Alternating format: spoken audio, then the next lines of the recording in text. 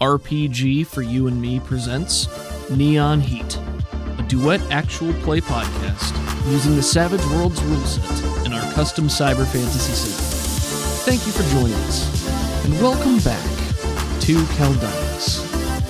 Previously on Neon Heat, Athena investigates her grandparents' home in the bubble on a hunch with a few clues. She discovers a sub-level lair and reveals her grandmother Cressida to be Thalassica, the ever-present ghost in her appliances. She's finally earned answers and received some, leaving with more decisive action on the horizon as she prepares to venture into her own mind with Zadal to commune with the purple energy hidden away inside her.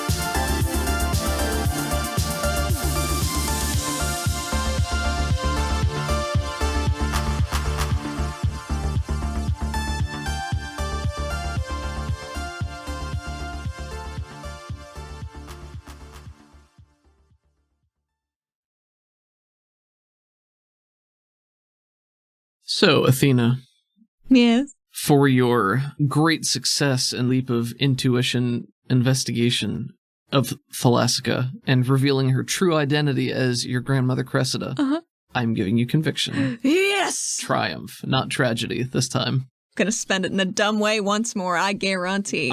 I'm counting on it. Thank you for the conviction. But I suppose I should be thanking Athena's bold and reckless actions. Yeah, I mean, I don't know. In terms of, bold and reckless, that was on the lower end of the spectrum for breaking into her grandparents' home to snoop around. Rattling the china. I guess it's not china. We take that again. It's not. It's rattling porcelain. the porcelain. Well done. We open on the empty floor of Club Pivo. Fog still billows in the air. The lights and music are flashing and pounding, but no bodies fill the room. Through the multicolored light and smoke, we find Athena seated on a stool by the bar, nursing a drink. Zadal standing behind the bar, with a drink shaker, clacking it back and forth. He's taller than usual, seems to be floating slightly in the air, so he's above her eye level. I still can't get over that your grandma's Thalassica. I'm glad I guessed right. I mean, what's the worst thing you can find at a grandparent's house breaking and entering, besides, an info dungeon? Sex dungeon? No, don't say that. Shrugs, only mildly chagrined. That ain't really something that I would need to worry about, but seems to be pretty high on the list of hang-ups for you organic folk. Gross. I agree. Spins the shaker in his hand and upends it over the glass that you're holding. Waves his hand through the air, the liquid flies out in a weird spiral that still goes straight into the glass, defying gravity. That's so fancy. All an illusion. Sorta. I don't really know how any of this works, so I will always be impressed. Wait in your brain, so you just think of something and make it happen? Right. And he turns and looks over at the dance floor, and for perhaps 1 or 2 seconds, it is just suddenly flooded with bodies and people dancing, and then poof, they're gone. No visual indication, it's just there and then it's not there. She spilled a little bit of her brain drink on the counter. Nope, let me get that for you. Spirals up into the air and back into your glass. Well, now it's dirty. Let me get that for you. Points again, and several, tiny but visible specks of dirt fly out. Does that make you feel better? Yes, it does. I put that there to take it away, so... So, brains. Yeah, not that I'm not flattered you're asking me to poke around in your head again, but what are we doing here? So if I shouted, "Hey, Purple, come here, I want to talk about stuff," and it's not here. She's gesturing with a hand that did not exist outside of her brain. So she has both arms again? Yes. I see. It's made of her natural Cori, that yellow-orange glittery stuff. Oh. So it's kind of see-through. Very cool. Zadal still drifting several inches above you, in front of you. Now he starts swimming through the air, lies down prone as he's drifting by and looking at the various bottles, opening them absent-mindedly and just dicking around, basically. the amount we know about these different color things is still pretty low. So given that it's at least a semi-sentient force living inside you, I want to say that proves you don't have full command over it. I know I said that weird, but I stand by it. Do we quest? Do we look for a purple lair somewhere? I don't know where that would be. I don't have a map. It's a good question. I would say chase your feelings. You know, you can use, what do you think would lure it out? What has it shown interest in before? What's it want you to do? Woke up when my grandfather was around. You could try thinking about your grandfather, following that line of thought. You could remember situations in which it was involved. Maybe you gotta start with common ground, right? You know, if you're trying to lure it out. If it's not just responding to you right away, then either it can't or it's choosing not to. I don't really see any other way. Or maybe it can't hear you, or it's buried too deep. It's all different stuff, so maybe it's just sleepy. Maybe. I get it. During the interview, it started to, push out because it saw somebody in the crowd, or somebody in the crowd was trying to knock on your brain door. I think I saw them, but, I don't know who they were. And how did it feel about that? You said it just came up again for the first time in a while, right? It wanted them, or wanted to go. It felt like a sad magnet. A sad magnet? Like a magnet for sadness, or it was sad because it couldn't go to it? The second one. If that's something that it showed interest in, that's really all I got. I mean, I'm just falling back on basic investigation stuff here. Nothing specific about brains, but you got common threads. I mean, there's Benicia, there's Suzette Olivier, there's Nima, and your grandfather. His is different. I don't think he has eyes. Not extra ones, anyway. A short pause as it all chooses not to make a bad joke. If we're just trying to shake this thing down for more information and get more, then I think you just gotta open some doors, so to speak. Again, we don't know what it can do. Specifically, we don't know what it wants from you, so be careful. Yeah. Don't go all in, necessarily. So like, that door, she points to the side of the room. Were you being literal about doors? Because there's one. Whatever helps you visualize. It's a brainscape, Athena. And he, still swimming through the air, goes out into the dance floor, lands, grows to 3 times his size. Holy so he's shit. just like a giant now, and then shrinks back down. His circuitry goes through a rainbow of colors. It's real, but it's not real. Nothing is static. She's golf clapping. Oh, thank you. Takes a little bow. But yeah, whatever helps you move around. I can sort of orient things for you, but I think it's probably best if I just serve as more like a guiding line, help things stay focused and not get too crazy. Okay. Brain shortcuts. Could be a train, it could be a button. I think doors will work for now. You know me, I'm pretty literal most of the time. You have your moments? Someone called me a broken clock already recently, so twice a day, right? I don't remember who it was. We could probably find out in here, though. I'm sure we could. I don't care enough to. Then onward we go. She gets up and walks through the misty room. The bass line thudding against your heart in the background. The door looks ordinary to you. She stands in front of it with her hands on her hips before trying to take the door in her fake arm. And I think it whiffs right through.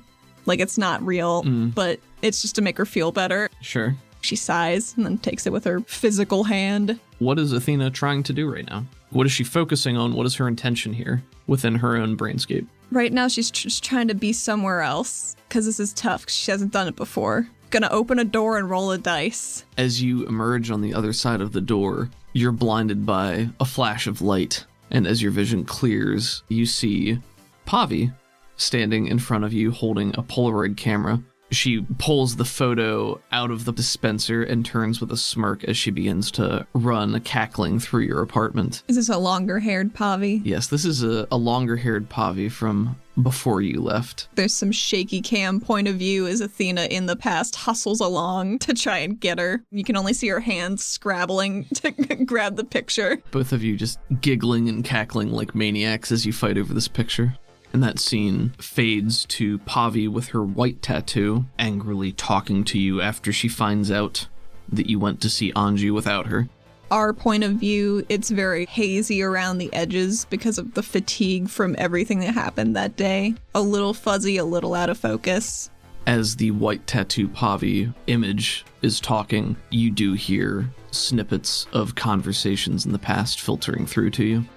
I picked up the slack, took care of your parents, sat with them when they cried. You left me alone here. Some random hacker shows up and solves the problem for me. Like that. Like nothing mattered. All my time was worthless and wasted. It's not like nothing ever happened. 7 years, Athena, and you left me. I don't know, Athena's a good person. I'm glad you're back. It's just nice having you around again. It's going to be okay. We're all here for you. I love you too. Almost died in 2 weeks. Things keep getting worse. You'd be okay. She's fun. She's kind of fiery. I know he's your friend. It's also from the surface. Those tribes. Be careful. Don't just give keys. It kind of sucks. You're just living in these secrets. It never used to be that way. It's not fair of me to be angry when you're doing it for the sake of everyone, but I can't help it. You don't get to decide what's right for me, because we get to watch you get hurt. To martyr yourself over some, conspiracy. You think that's what you're following in his footsteps? White tattooed Pavi fades and the scene shifts, and you are standing in front of the double doors outside Strickland's office in his manse. Armored Pavi is standing next to you, and you turn to face the door, but this time she hesitates and turns towards you, and she says, I wish you respected me the same way that I respect you. Oh. And then she places a hand on your shoulder, gives you a small squeeze, turns back to the double doors. Athena gulps pretty heavily. We watch as you two kick the door open together. The wood splinters and flies, and this time, it's not Strickland's office. The frame of the door exists, so you can see the stairway spiraling back down behind you with the trickling smoke coming upwards, but just as real, just as tangible, on the other side of the doorway is a sprawling beach expanse. It's nighttime, the water stretches as far as your eyes can see, the light purple-blue. Far in the distance are the twinkling lights of Valera. A small craft has run aground on the beach. There are pieces of armor stripped and strewn about, tossed haphazardly in the sand. There is an enormous, flaming beacon on the horizon, seated out in the dark water, as the flames lick high up into the sky in a mirror of what you've just left behind you. It looks like an oil rig. You notice that Pavi is gone. Athena steps through the door. Is the breeze salty? Is it fresh? Yeah. She misses that. I mean, she has salty breeze underground, but it's not fresh. It's definitely not fresh. There's something maybe even stimulating about the freshness of this breeze. Air currents that might have traveled hundreds of miles over the open ocean to reach you here, as opposed to the still and stagnant air of Caldonix. She lifts a finger to point at the oil rig that is on fire in the distance and says, I swear I'm not always setting things on fire. That one wasn't even me. Zidal steps up beside you, as though he was only a step behind this entire time. The way you say that makes it sound like it's really a more worrying amount than I'm already aware of, so... But that one wasn't me. All I know is you always have a way of livening things up. It's a spark, you know? Where is this?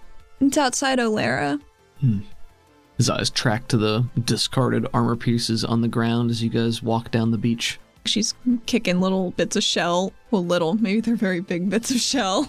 Is there anywhere from when you were here, like a door or some sort of transitory device that would help? There's a cellar. Did you go into the cellar? I did. Then maybe that's it. So let's go to that. As you say that, time flickers forward. We find Athena and Zidal standing in front of a small ramshackle building with a double cellar door just on the outside leading underground. For most of that walk, she had Pavi echoing in her head, asking her to respect her more. She bites her lip a little bit. Am I a bad friend? Zidal considers this question with more than the average amount of gravity before he responds. I think you're a real good friend because you care about your friends. You want them to be safe and you want them to be happy. You're not always good about trusting people and letting people... You're so wrapped up in all the conspiracy and the secrets and stuff like that I think that's more your natural instinct, is to not tell everybody everything you know or not let them know what's going on because you're afraid they're going to hurt themselves or something like that. But, you know, we're all involved here. So, I don't know if she actually said that to you, but I think you knew that going to see Angie without her would upset her. You did it for reasons you thought were right, that it would be better overall, and maybe it would have if things would have worked out better. I don't know. I'd rather me lose an arm than have a dead Pavi. I get that, I do, but she's involved in this. She's almost as involved as you, but anybody who's mixed up in what we're doing is in danger, period. So when we start keeping more secrets from each other or going to visit people from the past, you've been told that it probably wouldn't make them feel good, then you're thinking you know better than they do. You think you're doing them a favor, but you don't know. I think you're never gonna have the relationship you want if you keep trying to baby her. She's a regulator, Athena. She's been doing this longer than you have. Yeah. Based on what I've seen in you, your memories and things she said, I don't know. I mean, your life got turned upside down. So did hers. Different ways, but she coped as best she could. You had something you were running from, and she never had answers. Never had closure. Probably easy for you to remember that all that was still there waiting for you, but... She just didn't know. Yeah. For a while, till you started sending her cryptic messages. For this whole time. That was a bad idea. Who knows, Athena? It let her know that you were still out there. But if you didn't want her involved, then that was the first misstep. So now she'd just been desperately trying to get you back for however long, and you're back, but you don't tell her things, and you go behind her back to talk to people from her past, you know. Oh god, I'm just a garbage can. She opens the door. When he said that, I am. Lifts up the other side of the cellar as you guys are going down. The cellar stairs that you and Zadal trudge down lead to a short hallway that opens up into the second floor of Metallique, the metal gallery that you were just at recently. She's happy to be warmer, even though she can probably adjust the temperature at any point if she needs to. Zadal pauses and takes a look around. Oh, well, back so soon. We're in the right city now, so that's good. Narrowing things down, yeah. This whole floor is covered in those little cubby holes that have the smaller art exhibits, but this time, each one of those cubby holes is filled with images. Each one of these cubby holes playing small, repeating visual clips from Athena's mindscape. Real short loops. Like a gif of people in her life and expressions or moments that stand out to her. Several of your mother Val, this time with her red hair and eyes, as she had the last time you saw her before you left. And she's laughing, and her posture, as we the audience can see, is basically the same as Athena's. Two of these cubby holes play side by side at the same rate, so we just see that comparison next to one another. There's one of Roja in the staircase at the spire when she threatened you. Her posture firm, arms crossed, hoisting her up in the air with her vine-like legs. Oh, she was so angry. There's one of Tuka sitting in the boat when you were out meeting Halarishi, as Tuka turns to you and offers a smile. There's this soundbite that's haunted Athena. The way Tuka says, my daddy. It just makes her so sad. As Athena thinks about this, there's a ripple in the screens, and many of them change to these still frames of Tuka turning and smiling, or expressions of grief or concern, and that soundbite plays once, loud and resonant. My daddy. All the screens change to show that pained expression from when she shared that memory with you. She swallows really hard. Because, I mean, she lost her dad and her whole family thought that they lost her. So that's hard to see what you leave behind. The imprints that we leave in the lives of those around us. Olivier knew. She knew how Tuka's dad died. But something with yellow eyes got him. What did Olivier say? Something like he died like a coward. Which is a cool thing to say. I'm gonna go out on a limb and say that Suzette Olivier doesn't really care about her feelings, seeing as she doesn't care about her life, so... Still a shitty thing. Oh yeah, I agree. Low blow. When you say that, the images change again, and this time it's Tuka holding her glaive, flickering with the Kori energy, a look of pure anger on her face, her scale patterns shimmering, changing to an angry red as she bares her teeth and her head tendrils fan out. This can only end one way. You know that, right? Tuka ain't gonna be safe until we deal with Olivier. Better do that sooner rather than later. The bank of images becomes a hodgepodge again as your attention shifts. Isaac's smiling through a mouthful of food. Oh. You guys are sitting in a ratty safe house. He has a big grin on his face. interspersed with a few other similar images of you guys just going through everyday tasks years ago, and then a shot of a very beat-up looking Isaac standing on a boat over the ocean, battered, watching an oil rig exploding in the background. Less than a mile away, an enormous red-orange fireball goes up in the sky. A cycle of different facial expressions and still images of your conversations with Isaac only weeks ago. You seeing Isaac rushing into the black mist while you fought Harlan Troya. He, seems like you had some good times and some bad. The bad are more recent. We'll find him. I hope so. The tunnels go forever, and I don't think moths eat the same thing that Isaacs do, so he might not have food. He has to maintain muscle mass. I don't know. That Halarishi, he's different. He's weird, but seemed like he was somewhat invested. I mean, maybe he just didn't want us to become enemies. That's a good thing, right? If you at least got people who are trying to be non-hostile, Yeah. that means you can talk. Or at least you have the opportunity. The screens change to a montage as you two walk and talk. Athena's greatest hits. Every time you've fallen down, tripped, eaten shit, Oh no. you hear your own voice say that, oh no. Athena nods as she walks forward, not looking at the screens. Oh, that was a bad one. What happened? I'm not looking. You fell. Well, that's not too out of the ordinary. It was a bad fall. Was it in a wingsuit? So graceful. Yeah, that's me.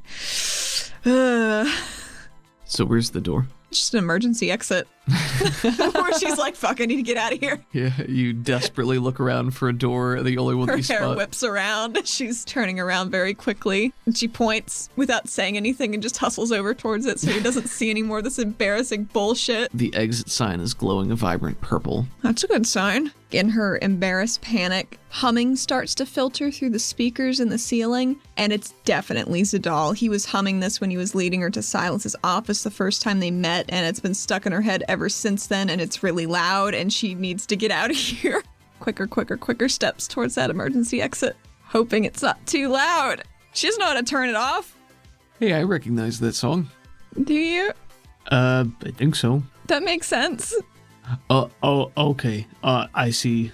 What's going on now? I don't know how to turn it off. No, it's not weird at all listening to myself hum. Sorry. It's okay. It's embarrassing. I'm sure, but flattering for me. Thank you. She opens the door. Click of the steel bar as you push it open, and you step through to find yourself exiting a train on the highway, a raised stop overlooking the park in Western Caldonics that houses the amphitheater that you were at most recently.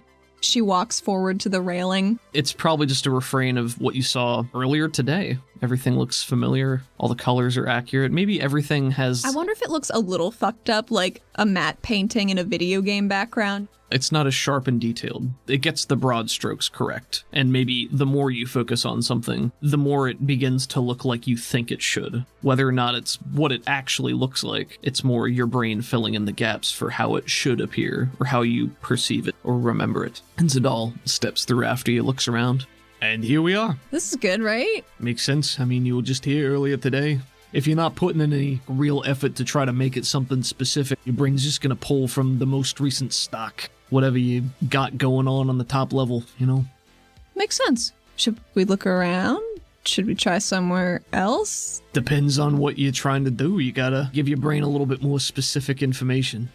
Just remember this. This is your mind, your thoughts, your feelings, your memories. Slightly broken up by the fact that there's this other purple thing in here. Yeah. We don't know what it wants. No. We don't know how smart it is. We don't know if it can change things. So it's hard to pin that down. But if you're trying to find it, look for the common threads. And then put in an effort to move towards those threads. If you're just moving aimlessly, it ain't gonna do anything. So the thread here is this is where it woke up. So if we pull on that... What do you mean, woke up? Like earlier today? Yeah, she points down at the amphitheater. Like, that's where it happened. Well, let's go down there. She wants to jump off the side of the highway, though. Float down. Can she do that? Yeah, go ahead, make me a spirit roll. Why not? I didn't roll my wild die. Well, we got a 1 already. It's It's a crit Is fail. it a crit fail? Even in her own goddamn brain. So Zadal watches you step up onto the railing, and are you just trying to like gracefully hop off and float down? That was the plan. She does wingsuit stuff all the time. What causes you to lose focus for just a second and plummet to the ground? Her brain forgot to render a physical railing, So and you she like, just stumbles through it. She disappears from view, and you just hear, ah! oh! We hear a solid crunch on the ground as Athena makes impact. You look up, and Zadal is standing right next to you already. How'd you do that? I fell so far. Practice? You okay? Just imagine it doesn't hurt, and it'll be fine. Yeah, this doesn't hurt. Off to a good start, huh? It can only go up. Yeah, right? Absolutely. I'll just, He reaches out and grabs your bicep. You find yourself standing on the stage of the amphitheater where you had your interview earlier today. There we go. See? Easy peasy. Easy peasy. We're already here. Great, didn't even have to walk. You never have to here. You just imagine where you want to be, and there you are. It's just, your brain is used to moving with your legs and through stuff. So you just got to remember that don't apply. I teleport already. Why didn't that occur to me? So, all right, so you were here. I was here.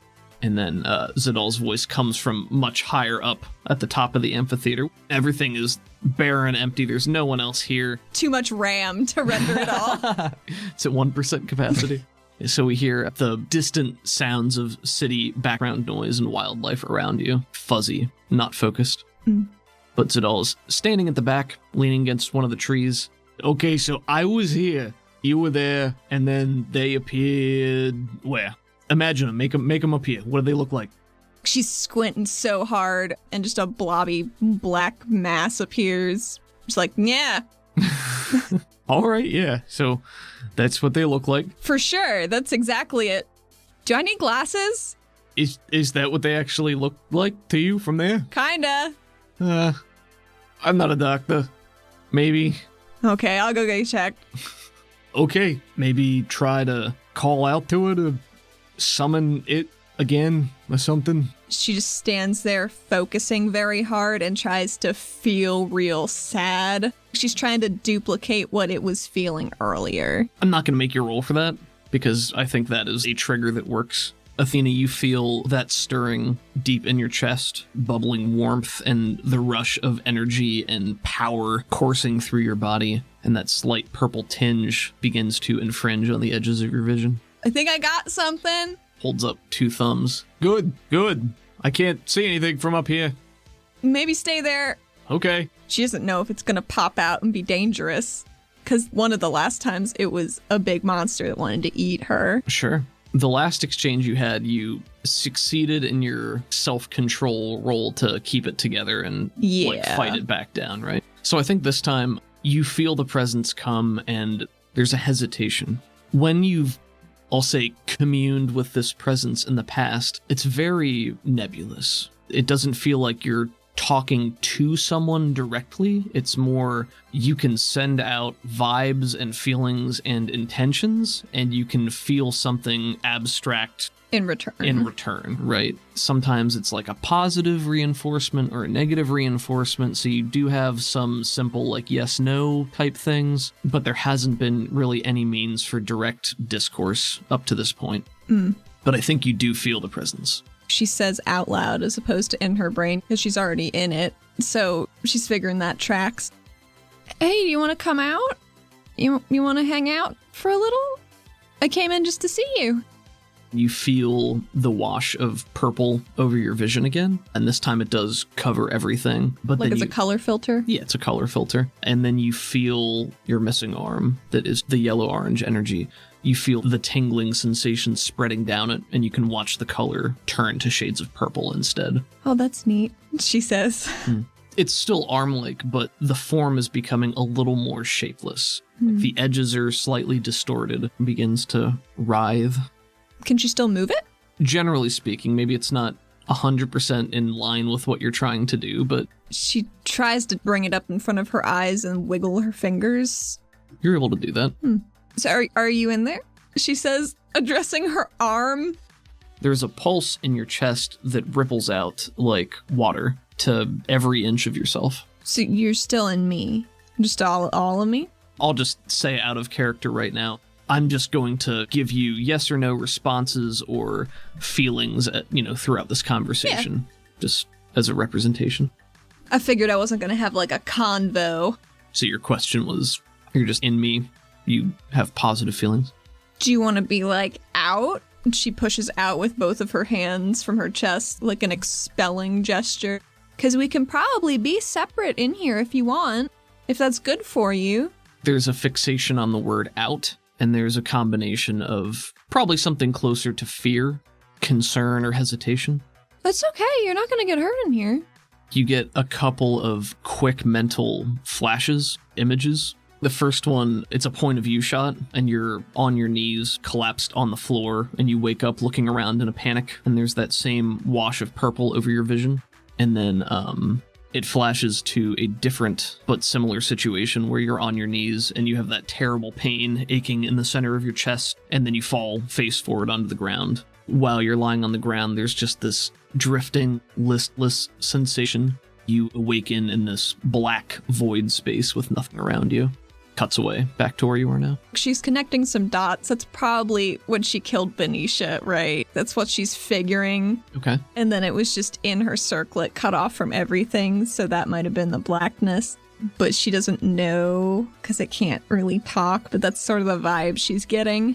That's not how it is anymore, though. You got this whole playground just for you. Lord knows I'm not using it. Your arm ripples again. You feel like it's trying to push your attention towards Zadal. What you can infer here is whenever it's trying to direct you, it just gives you an urge. Like, you have the urge to look over at Zadal, but you recognize that you weren't thinking about Zadal, and you didn't make a decision to look at him, but you have the It's an internal, external urge. an instinct. She would look over and see what it feels when she does that. It's similar to when you suggested out. The trepidation. Mm-hmm. He's not going to hurt you. He's here to help. He helped me get here so I could talk to you better. He likes helping. Maybe you hear an echo of your own voice in your head. Friend? Yeah, friend. Friend. She just puts out a big echo, just trust. The purple energy of your arm starts to pull away from you, almost elastic. You feel it drifting away. Okay, she lets it. She doesn't like not having another arm again, but she lets it go. Yeah, no, it drifts into a space a foot or two away from you, and it's just this purple blob of energy at first, and then over the course of maybe 5 or 10 seconds, it resolves into a more humanoid form. It keeps sharpening, and it's basically just a clone of Zadal, except it's all purple colored, and the eyes glow a brighter purple in profile. She gets down on eye level, leans forward with her hand on her thigh a little bit. Mm-hmm. Hey! Purple Zadal turns to look at you, but doesn't really do anything. Actual Zadal says, I see something going on. It's everything cool? She gives a big thumbs up. Should I stay up here? For now. Okay. Not sure yet. Something's happening. Yep. And I think she sits down in front of it. She has a habit of sitting down a lot during stressful situations, but in this specific instance, it's just to make it feel bigger than her. It watches you sit down, and then the form condenses together and then reforms itself into a sitting version of Zadal. So it doesn't actually make the motion to sit, but then it is Zadal sitting. That's pretty neat, she says out loud. Sitting Zadal turns to look at the black blobby mass that you had created of the person who'd been looking at you, and the black blobby mass gets a pair of the glowing purple eyes, and then it looks back to you. So it's the same as us, they were? Positive feeling. Have you met them? Your vision flickers again. All these are point of view shots from you. You are experiencing this point of view.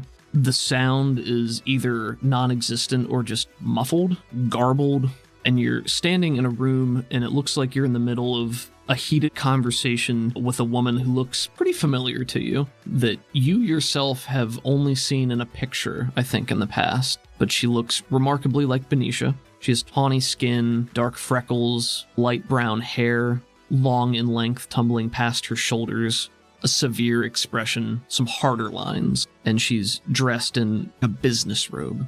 similar to what your Aunt Fiora wore at the Golden Lotus. Gotcha. Has additional ornamentation in the form of small multicolored tassels hang from both the sleeves of the robe and the shoulders. The scene continues to play out. You feel flashes of emotion, and in this case, it's mostly irritation, impatience. You feel slightly worked up by it. And then Suzette's eyes flash purple very briefly, and then the image cuts away. You find yourself back in the amphitheater. She shouts to Reels it all up in the seating. It was Olivier. We gotta. Sorta. It's a step in the right direction. It means she's here. Oh, she was. But that also means she knows who I am and what I've got. That's bad. Yeah, that ain't great. No. I mean, to be fair, she's already tried the indirectly have you killed twice. Well, Indirectly. can't hold that against her. We got plenty other very valid reasons. Faint laughter. After that exchange, you look back and the purple humanoid now looks like Suzette. She tries not to startle after she looks back and looks different. Suzette looks to Zadal and then looks from Zadal to the black image and then back to you. They're connected? Negative. Want to go up and talk? I know you don't really like talking like we do. We're, chatterboxes. Gives you negative. It then transitions between Zadal and Suzette a couple of times. Gives you sort of a questioning. I don't understand. It stays as Suzette. She motions for Zadal to come down. She thinks it's cool now, maybe. Zadal will appear instantly. Right off to your side. Yeah, I think everything's cool. Who's that? That's Suzette. Oh, that makes sense. Olivier. Looks like Benicia. Yeah. Sorta. It's hard to tell with all the purple. Leans down a little bit looking at it. Very talented, though. Well, he's setting the ball low. Hey, talented. All right. What do you want to do? I know you want stuff, or to go do things, or be places. It looks from you to the black figure again, and then becomes blobby purple energy and just floats up towards the black mass where the figure had been standing.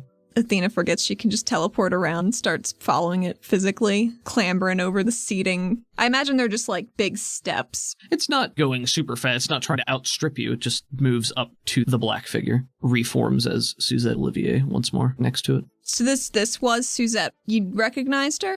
Positive affirmation. Do you like her?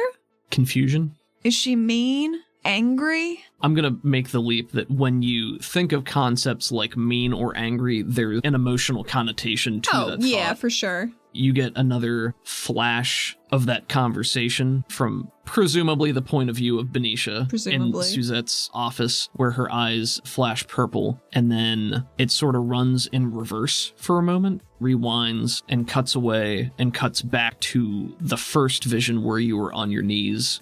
And you recognize probably Benicia's hands just scrabbling on the ground with tendrils of purple running through her arm. Ooh.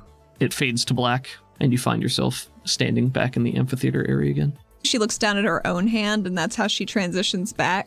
I like that, sure. She flexes her hand a few times. Why did my hand look like that? I don't think you get anything.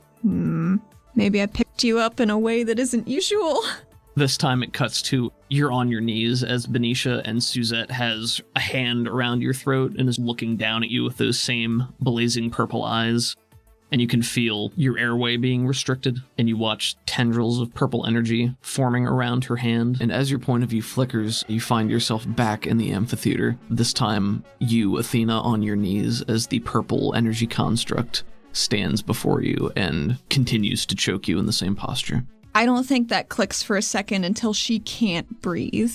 Athena's hands start scrabbling at Suzette's arm, trying to push her away a little bit. And she just stands there, this time impassively, carrying through the gesture. To break free of, I'm going to say you're starting off fully bound. Normally, to break free, it's either athletics or strength at a penalty, but seeing as this is your brain, I think you would also be able to exert willpower. To beat your spirit. Well, my spirit is very good. In Savage World, psionics usually defaults to smarts. In our setting, psionics is based on spirit for 2 reasons, one of which is a meta reason because I wanted there to be an even amount of smart and spirit-based arcane backgrounds. I always like the idea that it's tied to your mental willpower. Smarts is a representative of your intellectual capacity, but not necessarily your drive as a person. So I think that intruding into somebody else's brain or, brain hijinks means you need to have high willpower, and that's spirit. Gotcha. That's my interpretation.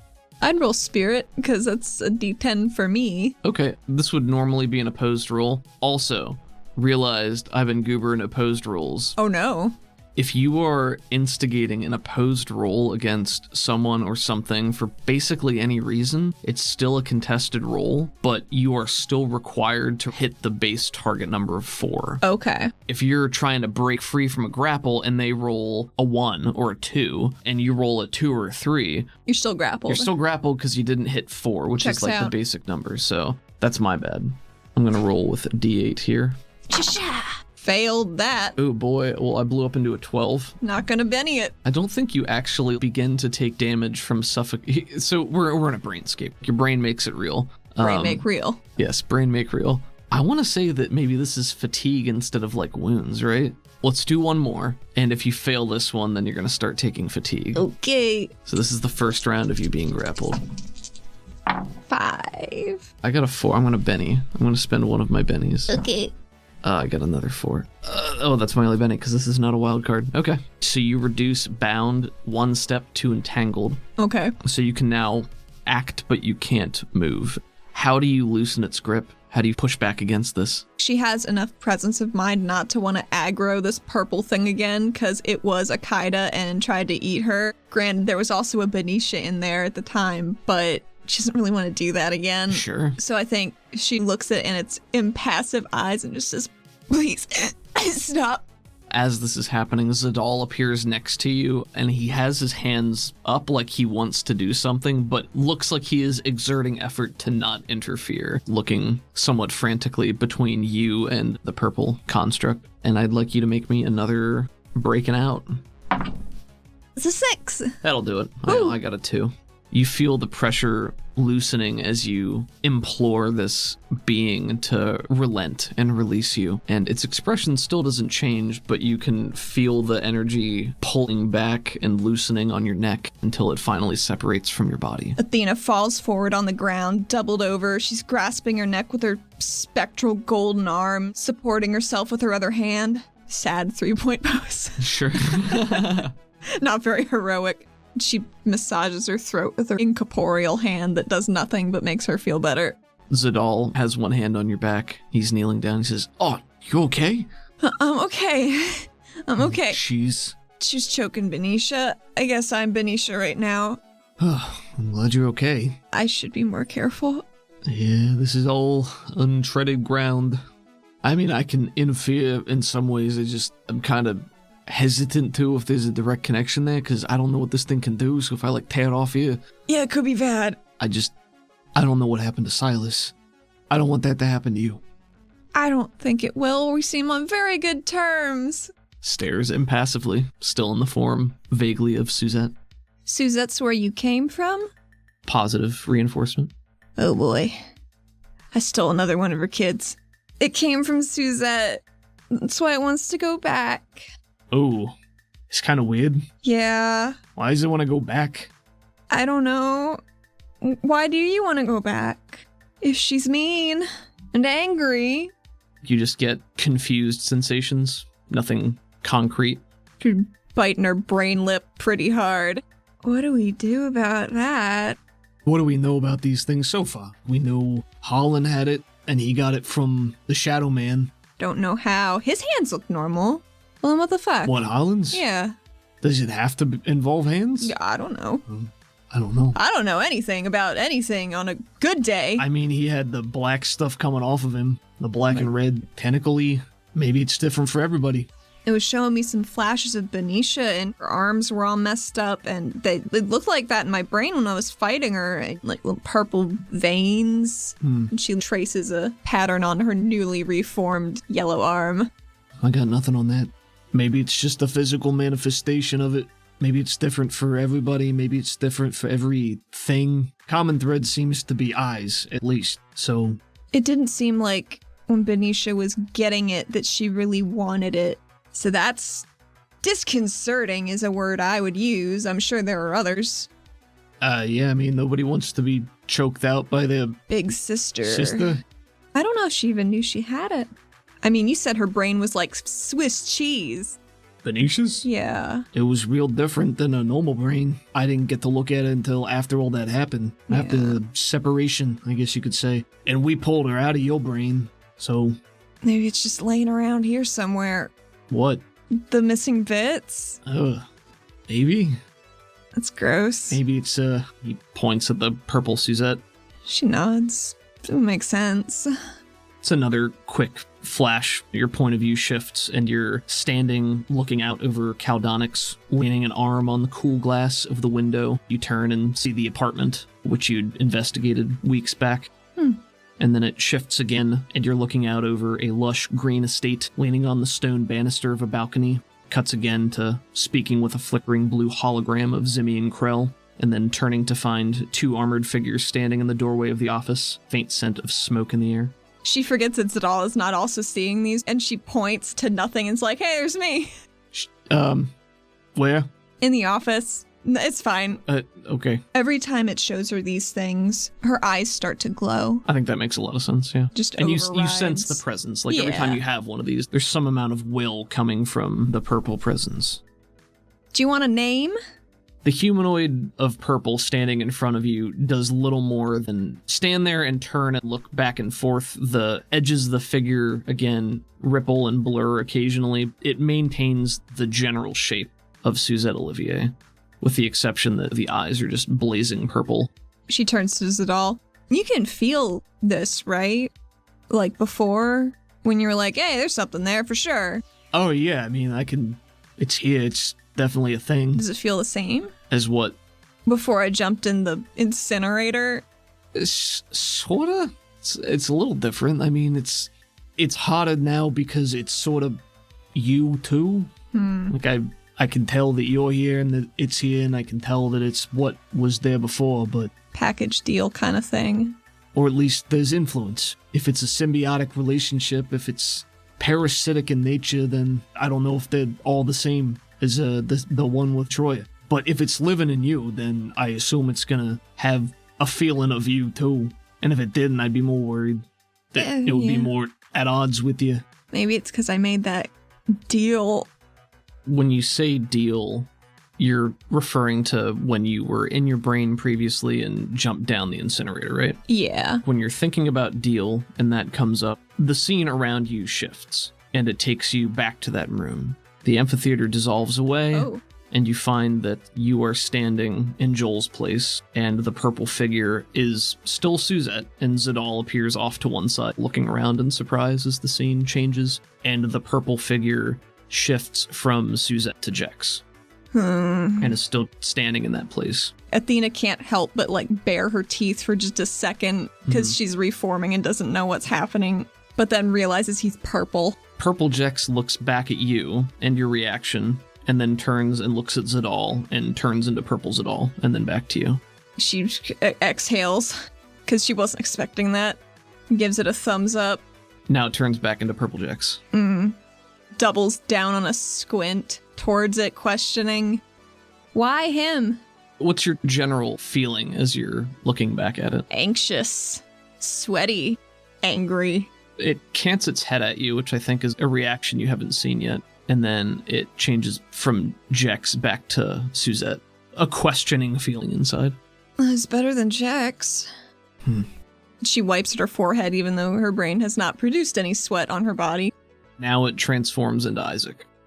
Oh, So shit. big purple Isaac standing in front of the pit. And everything here is normal colored. The incinerator pit next to you is It's orange. It's orange, yeah. And every time it changes into one of these different people, there's a small wash of the presence. You feel it in your head, in your mind, even though you're in your brain right now, but you can just feel it sort of brush over you like a soft gust. Looking for stuff to latch onto. Maybe.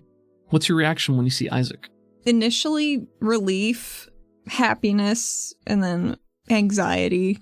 'Cause she still doesn't know where he is. It turns back into Jex, standing in front of the pit. When Purple Jex reappears, she just starts pacing, shaking her head like, he's been dead for years. I didn't even have to leave.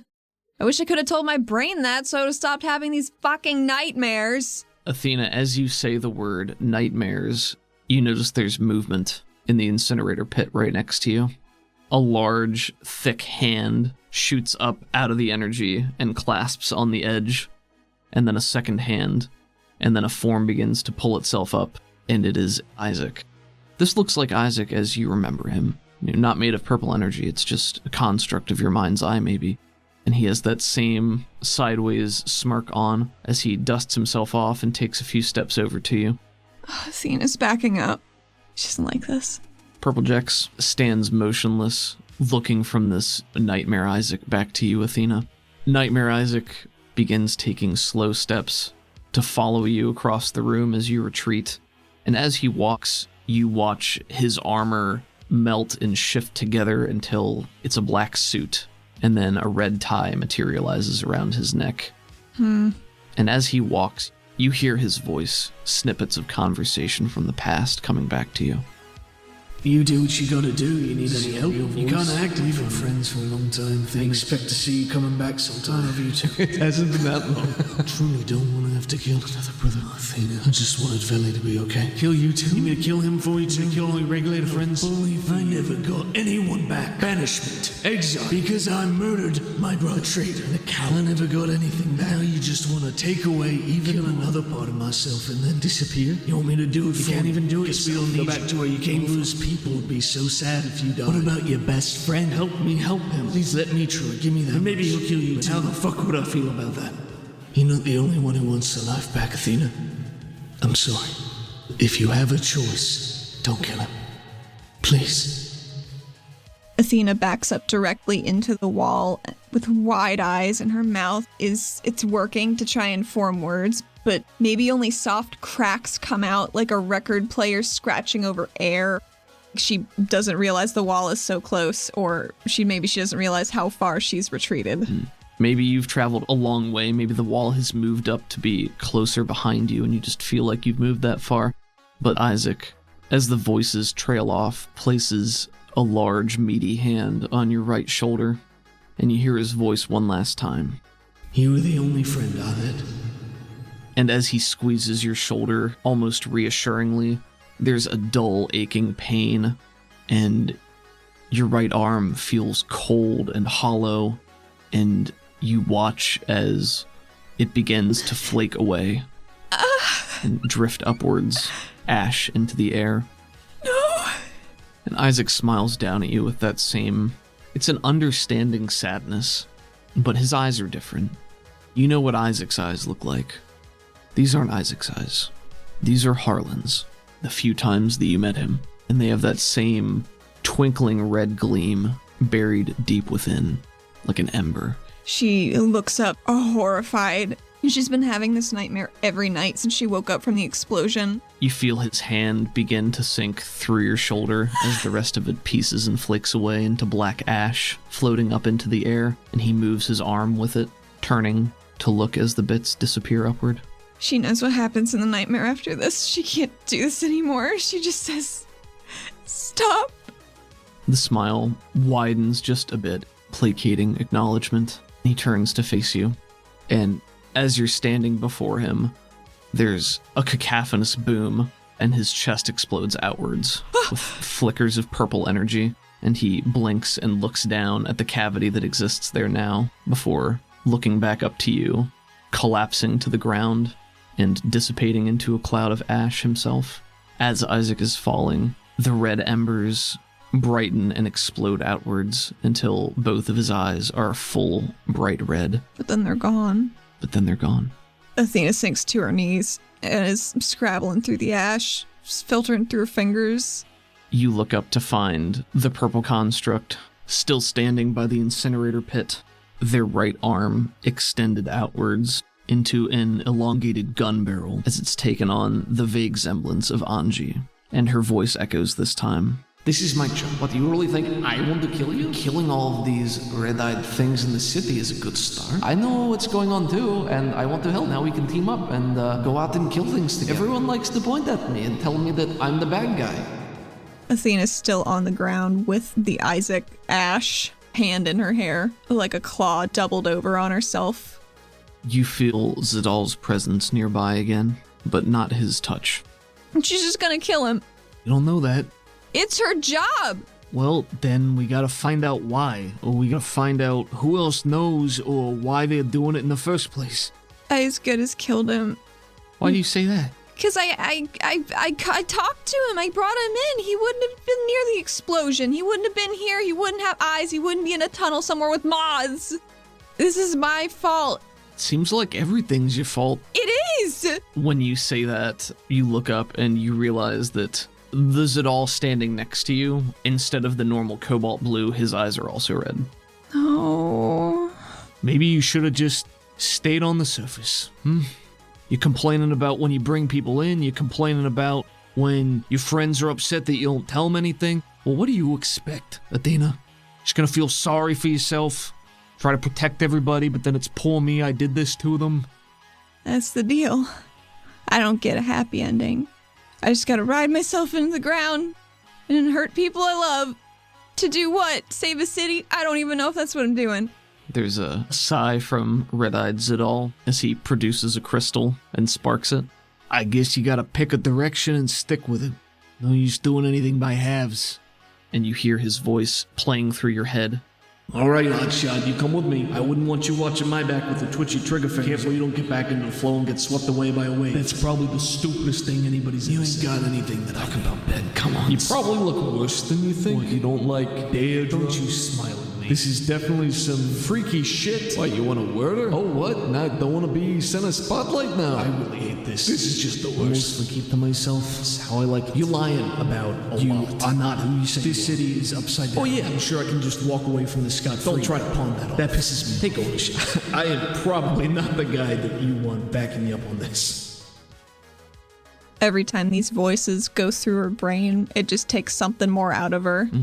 Just a little bit more of her gumption is gone in the wind. After the voices end, Zadal squats down in front of you, slowly exhales a plume of red smoke. You barely even know me, and I know all your secrets.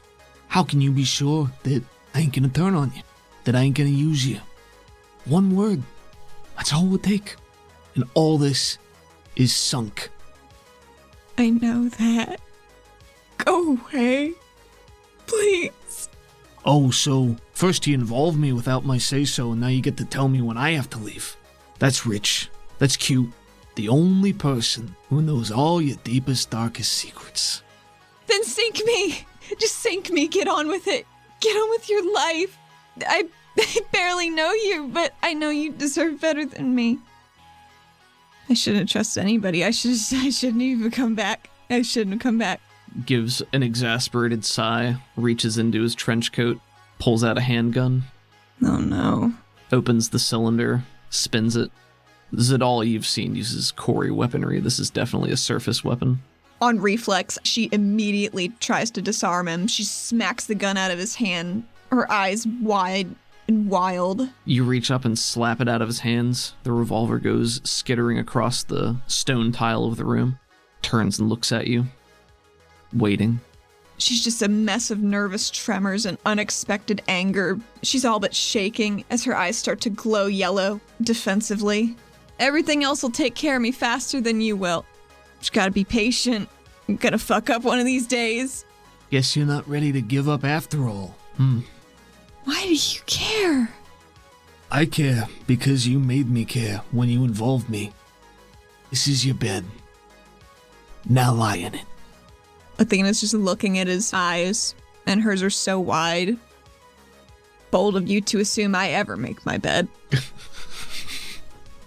As you deliver that, you watch as the red mist in his eyes begins to spiral faster and faster, and then he too begins to dissolve and disappear in flecks of fine black ash that are pulled towards the incinerator. God, no, I'm sorry. Please come back, please. Distantly, you can now hear the voice of Zadal. Athena? Zadal! This other Zadal voice gets louder and louder as more of the red Zadal goes down the hole, until eventually he pops into existence in the same room on the opposite side beneath the catwalk, looking around until he spots you. Where'd you go? Where'd I go? Where'd you go? I was here. I was here this whole time. What?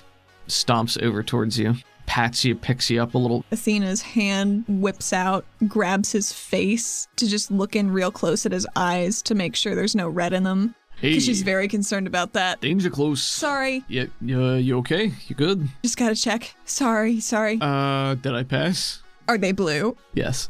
You're good. You're good. Oh, good to know. Is there still ash on the ground? Yeah. Oh no. He's just looking around like, sort of dirty here. You okay? No. Oh, This is... Jeez. It's your brain. Nothing can really hurt you unless you let it. I'm real sorry.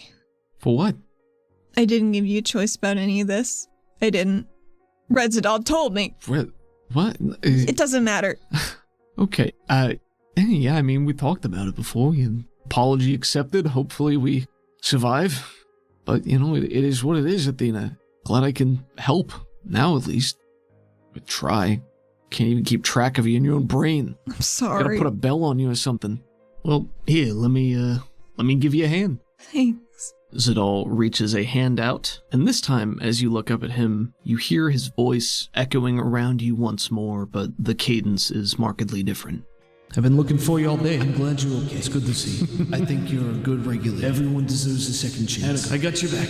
Oh, hey, you all right? Don't apologize. You have had one heck of a day. So there's sweet dreams. I was worried about you. I'm just kind of like your hair. Sorry I showed up like this. Thank you for worrying about old. You've done a lot for a lot of people, even if they don't know. You should be safe, though. Welcome home. I don't want you to get blown up again. Trust me. We're gonna be okay. You're gonna get through this. I'm gonna help you. It's painful to know that you're just trying to do it all alone. As Zadal's voice fades back into the ether, she has a gentle smile as she takes his hand. Zadal helps pull you to your feet. Tries to do most of the work getting up, but the gesture's nice. You can see past his shoulder, behind him, over by the pit. The purple energy has resolved itself into the approximate form of Jex Davith. Oh, fuck off, Jex! As purple Jex stares back at you impassively, your vision begins to blur and flicker, and your point of view shifts again. This time, you're standing up on the catwalk looking down, and you see Jex and Joel standing in front of the pit. Fuck. You watch Joel take his swan dive into the hole. It cuts, and you find yourself on your knees again, but you're still on the catwalk, and you look up, and Jex is on his knees. And you look left and right, and everyone around you, with one exception, is also on their knees. Who's the exception? Someone standing in one of the crimson cloaks. Up on the catwalk? Up on the catwalk. Was it a really tall one or a regular one? Average size. But your vision drifts to the figure on your right. You're collapsed, but you can feel this wrenching sensation inside your chest and your mind, and it's nails on a chalkboard, but in your brain. Ugh. It's excruciating agony. Wipes all thought from your mind, but you're drawn to look to your right. From the depths of the hood and the person also collapsed next to you, you can see that it's Silas, also on his knees, and he looks over to you with wild eyes, pain-filled, and starts clutching at his head. Are his eyes normal? They are at first, and then right before the image cuts, there's just the faintest spark of green. Green? It's almost like your head is trembling and the room begins to vibrate, almost like it's flying apart. The image is becoming blurrier, and there's just the faintest green tinge to it. And then you're back in your normal brainscape. Athena, given that you're experiencing this vision of the past, Athena's direct trauma and her fear of orange light, I would like you to make a fear roll. I'm going to say this is at -4. Oh, boy. Spirit at -4. I'm not using these dice that already crit failed, or did I redeem them? Who can say? Okay, how would I Benny that? And I'm going to use different dice now. That is the exact same fucking roll. Okay, then roll me a d20 for the fear table, and you're going to add 4 to this roll. Add 4? See, you always add the penalty to the fear roll to the fear table. 11. The character is shaken, incapable of really reacting to or interfering with what's happening around you. She's just curled up on herself with her hands in her hair like little claws. Because it felt like she heard that. Oh, yeah. Ears are ringing still. She's very unfocused. She's not ready to get up yet. The noise was almost entirely this static. Couldn't really make anything out. It was more the internal sensations. Maybe you could tell that maybe it came across as a noise, but it was internal. Zadal is down on one knee next to you, hovering nearby but not touching you. Hey, you okay? Come on. I'm talk gonna to me. throw up. Oh, can I do that? Yeah, go ahead. If it makes you feel better. Blech. Nothing comes up because she's in her brain. That was a bad time. I didn't. What happened? She was there with Joel, Who? Suzette, Benicia, one of them. Silas had green. Joel jumped down the pit. Everybody was on their knees. It was like someone was scraping my soul out. I don't... What does that even mean? Was Joel a trigger? Was he a fuse? Used for what? I don't know. Maybe. Is it... She rolls onto her back, trying to look up at whoever's still there. You look up this time, and it's Joel Shin looking down at you. She gives it another thumbs up, very weakly, very shaky. It makes her feel happy to see Joel, but also just deeply, deeply anguished. Oh, shit. It's good that we know a little bit more, maybe. Just all signs pointing to Suzette. I kind of figured Silas had orange eyes at one time, just because Halarishi was so interested in saving his bacon, you know. But green. Didn't Halarishi tell us to stay away from green? Think so. Maybe that's why. Maybe. I mean, you talked to it once already, didn't you? It did say it remembered me, and that it was waiting for me, which is a super fun thing to find out over dinner with your grandparents. One of whom is the Lessica? One of whom is the Lessica. Just to break things up a little bit. She pats his arm. Okay, so we got a green thing out in the water, and we got an orange thing, Halarishi, flying around with Maz somewhere in the tunnels. Yellow. Yeah, is it like... Do they have areas? Like of influence? Like if green's in the water, yellow's in the tunnels, and Halarishi's in the air? Is that something? I mean, it makes sense, right? Then what's purple? Mean streets? Could be. Sounds dumb. What about red? Red's in the city and tunnels and maybe on the surface. I think it just wants... Is this just a pissing contest for these fuckers? Is it a territory war? Maybe. That's sort of like what all of history is. But this is so... I assumed they'd be better than that. They? I don't know. She says, sitting up to shrug. You could take a penny for your indignation. Thank you. Anything's possible, Athena. Some of them, at least, appear to be thinking entities, beings, creatures, or something. Everybody's got to live somewhere. We don't know what they want. We don't know how they know each other, or if they're related, or some of them clearly have some sort of interaction. The Shadow Man on the raft, he was talking to Halarishi and they didn't seem to like each other. Not at all. There's something. Some of them know each other. We just gotta find a source to ring out, he says as he slowly looks back up to Purple Joel. She follows his gaze to Joel. When you're looking at Joel, the purple features, much like Suzette's, are impassive, fairly accurate to how you remember Joel, although a little wavy and blurry at times. But the longer you look, memories of Joel flood back to you. Images of him laughing, first time you met him in the streets, pulling over your backpack. One time you watched him at the Shard, you and Joel as you're in training, lifting your arm to a correct posture for a form at the Shard during a practice session with a smile. What you did is very dangerous. Why are you doing it if you don't like it? What do you know about regulators? I'm not great with words. Stick to what I know, which is green and fire. Sometimes, even when someone says we shouldn't do something, we feel like we have to do it anyway. You are a sight for sore. Stand up for what you believe in. Always good at lean on your friends. Live and enjoy what you have. I'm very proud of you, An exciting opportunity, and I may yet come back. I don't have any intention of dying out there, I can tell you. Take care of yourself, Athena. And then the last image of him plummeting into the incinerator one more time. And nothing's changed. You're still in that same room. Purple Joel stands there impassively. This is a lot harder than I thought it would be. With just being here and talking and... Here, I'm happy to be here and not have it be a nebulous, sleepy purple thing. But, man, I just feel like a canal getting dredged. You gotta get cleaned up sometime, right? Might as well be now. Maybe it's like brain massage, therapy. Gotta clean out some of these gutters. She gets up after adequately catching her breath and walks over to it and crosses her arms a little bit, regarding it with a curious kind of look, seeing if its eyes will follow her if she sways a little bit. The eyes stay locked on you. That's really the only thing that changes. The head will swivel, follow your movements. Do you remember anything else about what you just showed me? Before or after? This is really important. You get another quick point of view in that same room, standing feet away from the incinerator. Not on the catwalk anymore? Not on the catwalk anymore. And you are facing Jex Davith, standing close together, having some sort of exchange. How's Jex look? Roll me Athena's notice at a -2. I'm gonna Benny that. -2? Yeah. Shit. I'll Benny one more.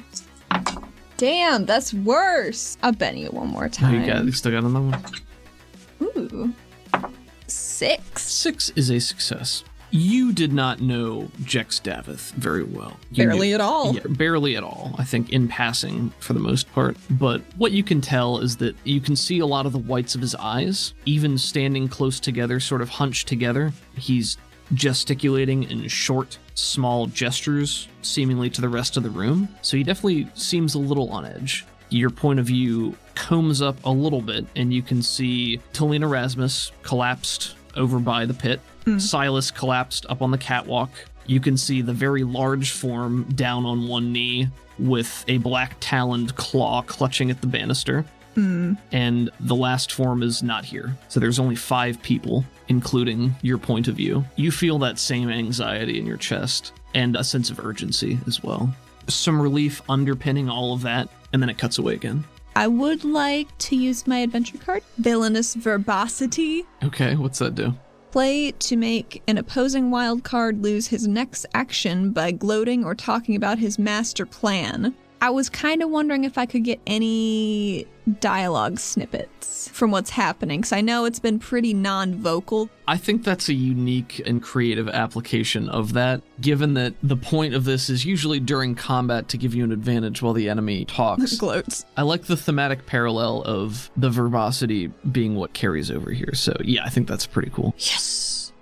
Just as the scene begins to fade from view, Athena's raw need and determination to know more, to understand, jostles something, spurs this memory onward, and instead of fading, it sharpens to an even greater degree. You're back. It's still a point of view shot, and Jex's voice cuts in, suddenly crisp and clear. We knew this could happen. The link is double-edged. Now it's damage control. Jex's eyes gleam a gray blue behind his glasses as he wrenches you to your feet. Silas first, then Roth, then Rasmus. And you find yourself standing with Jex up on the catwalk. Silas is raking hands over his head and face, shrieking at the top of his lungs as he rolls about. Jex begins bearing down over Silas and shouts, "Hold him!" You feel your consciousness brush against Jex's as you both enter Silas's mind. The raw terror and panic here is more palpable than ever, and it's stemming from the green presence within. You have a terrible sense of apprehension and dread in the pit of your stomach. And then the memory fades. I don't think Athena's even sharp back in her own brainscape yet before her hand flies out to slap Zadal on the shoulder, just anywhere flailing around in that general direction. It was Jex. Jex did it with the Silas's brain. He got him. Zadal moves in so that you can slap his shoulder and gives That's you some nice. stability. Jex did this to Silas? He had green, and then it was out, and then it was crazy. Shit, I don't know. There was a lot happening. Roth had something. Rasmus had something. They were going to shut Silas down first. So I guess they just yanked it right out of his brain. Because he said the link's double-edged. It might happen. I don't know what that means. I don't know. Link, like linked, or like Rasmus isn't linked. Mental link. Maybe that's what she gestures vaguely between her body and the purple link. Maybe, yeah. Whew. Well, what does that give us? Well, I mean, we could check Rasmus's head, see if hers looks like Silas. Wouldn't even be hard to get in the same room as her. Easy peasy. Yeah, not tough at all. This is after Joel. Yeah. Okay. There was Jex. There was you, who was... Me adjacent. Someone. And then there was Silas, Rasmus, and Roth. And someone else. Who they weren't there in the second half. They were gone. Like ran away, escaped? I don't know. They just weren't there. They weren't on their knees when everybody else was, and then they were gone. What if it was the Shadow Man? Why not? I mean, he said he knows Joel, so why not, right? Yeah. I mean, if he was the only one that was unaffected by this, maybe it's because they were already energy. Crazy things, right? Did you see? My whole life is crazy. I don't have a good metric for that right now. Were they glowing beneath the hood? I don't think so. I guess they don't have to, though. Well, damn. We're not going to be able to check on Roth, but if we see Rasmus has one too, that's a pattern. That's enough to assume, right? It's certainly enough to draw some conclusions. Somewhere to start. God, what I wouldn't give for 5 minutes alone with Jex Davis unmurdered. Do you think they were watching stuff about Jex? What do you mean? Whoever killed him? I mean, like, if we start trying to dig into Jex and find out more about him, or what he was doing, or anything like that. I mean, he was the Oculus.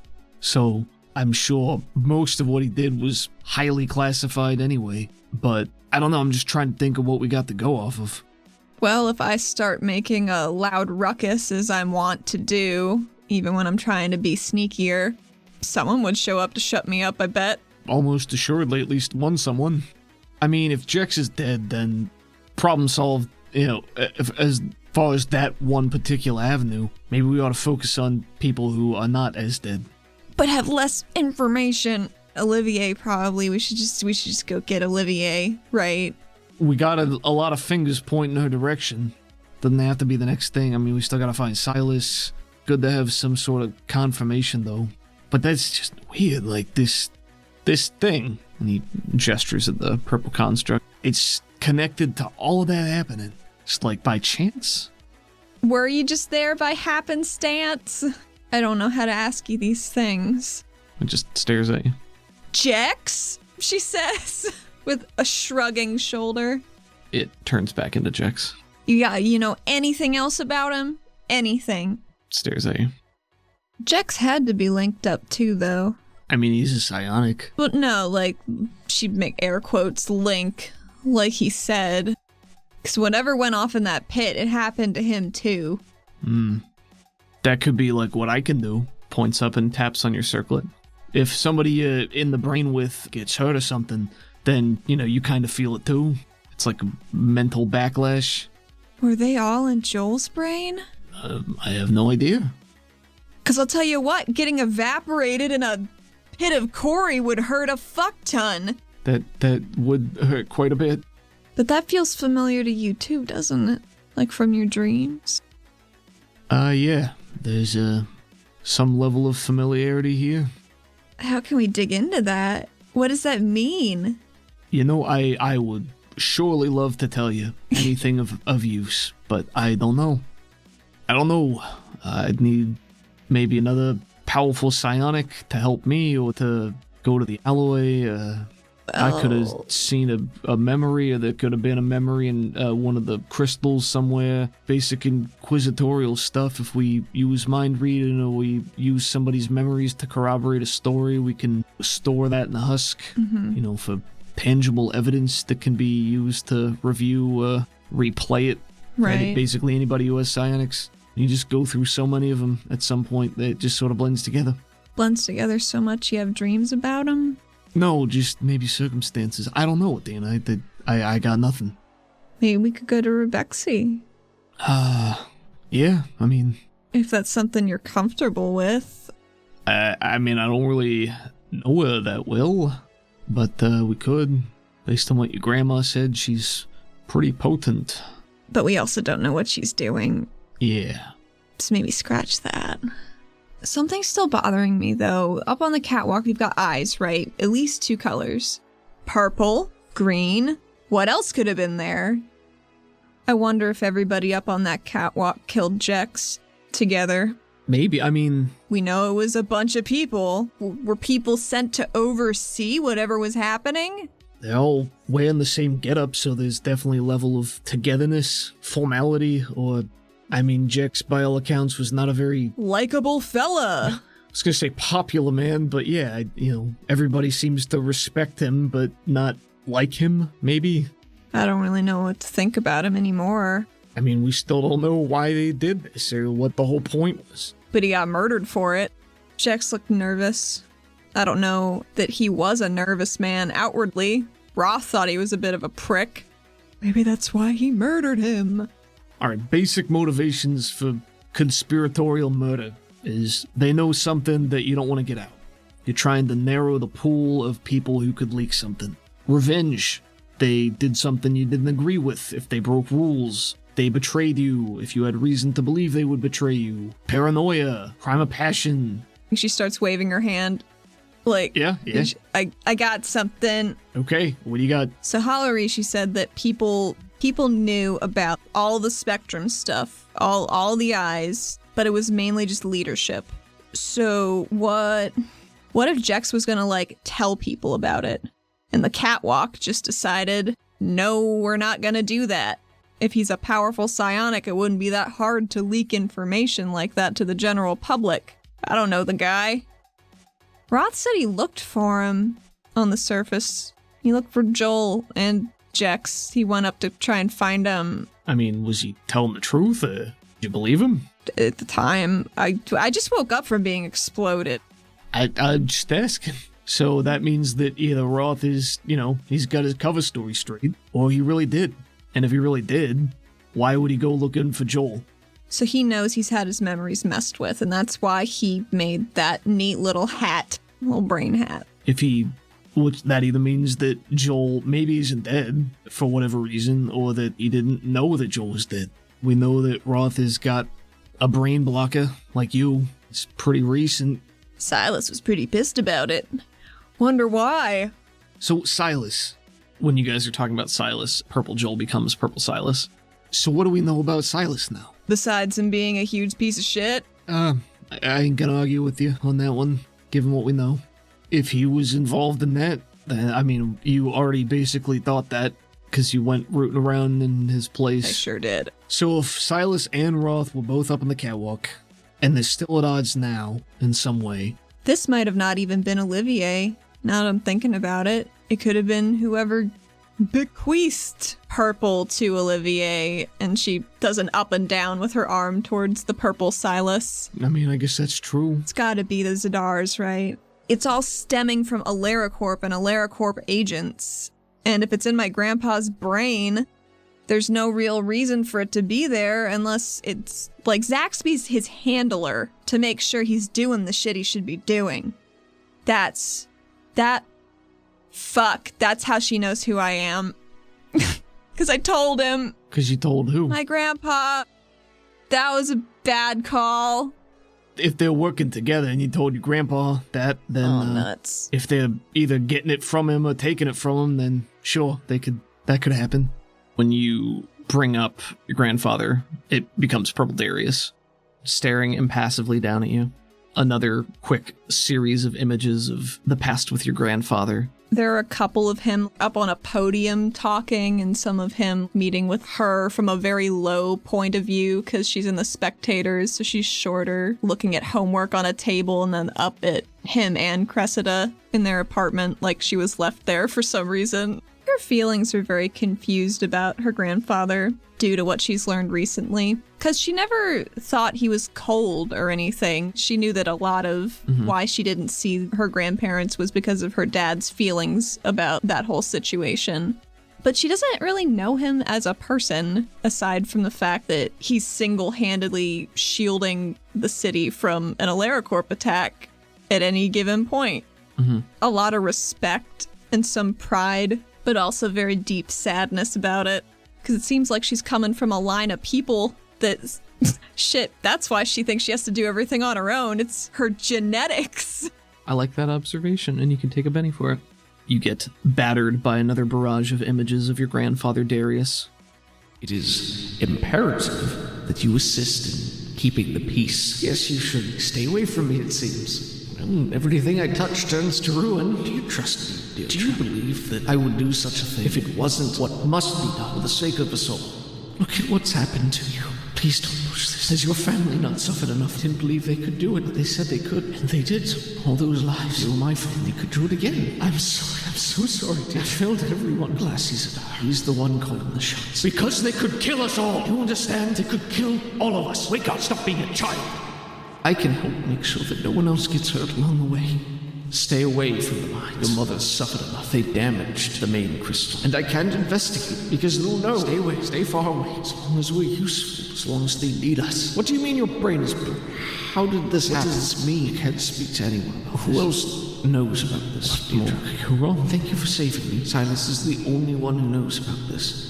Now, Deirdre, I need you to care about your family and everything they've suffered, everything that's been sacrificed up to this point. Keep this under wraps.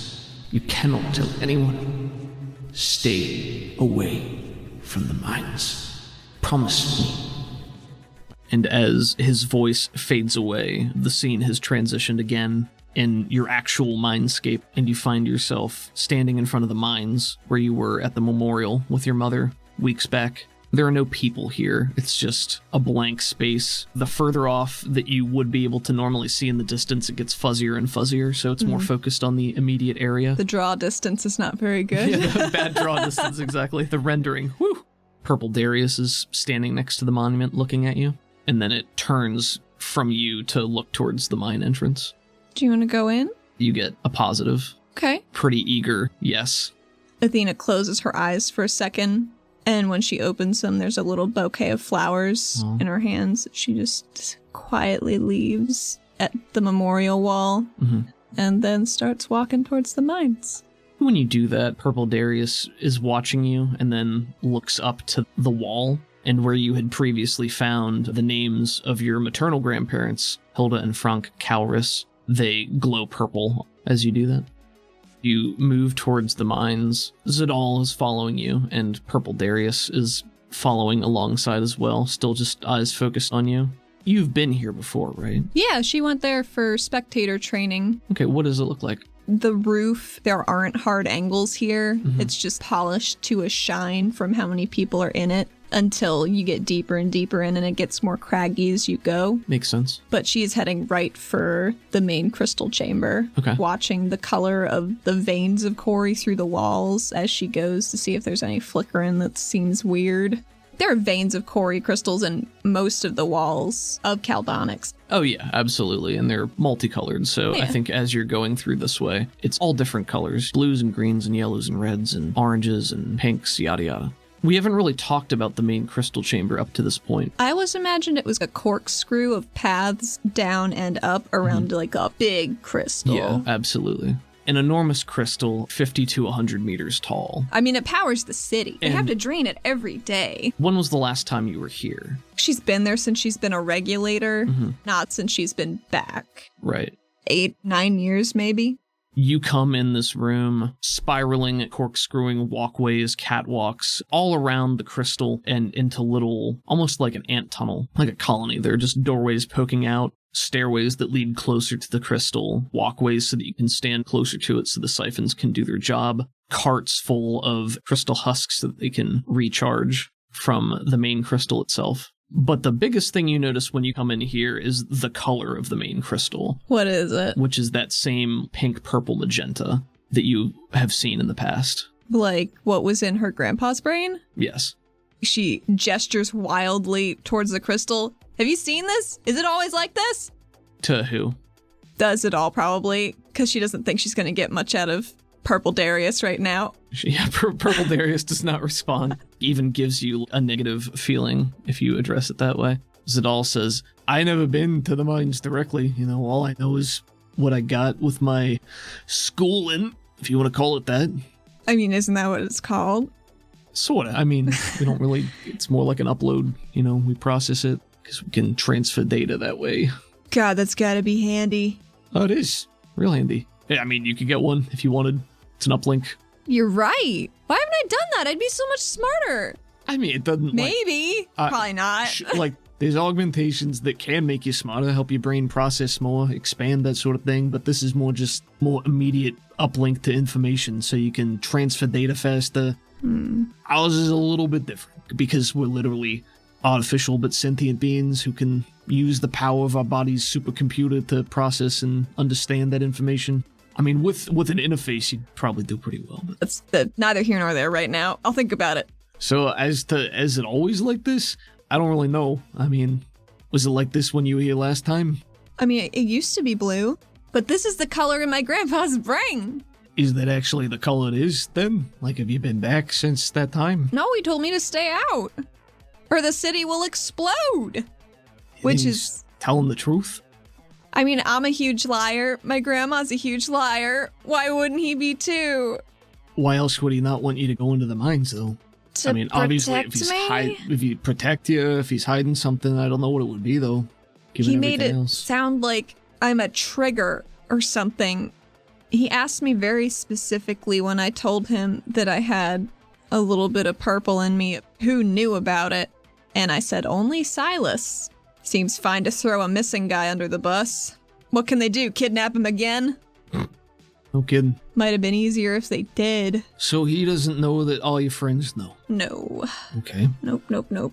When you were talking to him, he made it sound like something bad would happen if you went to the mines, right? He said you were the trigger. Plenty of people go into the mines every day. And if this is all traced back to AleraCorp, what if they're trying to keep a handle on him?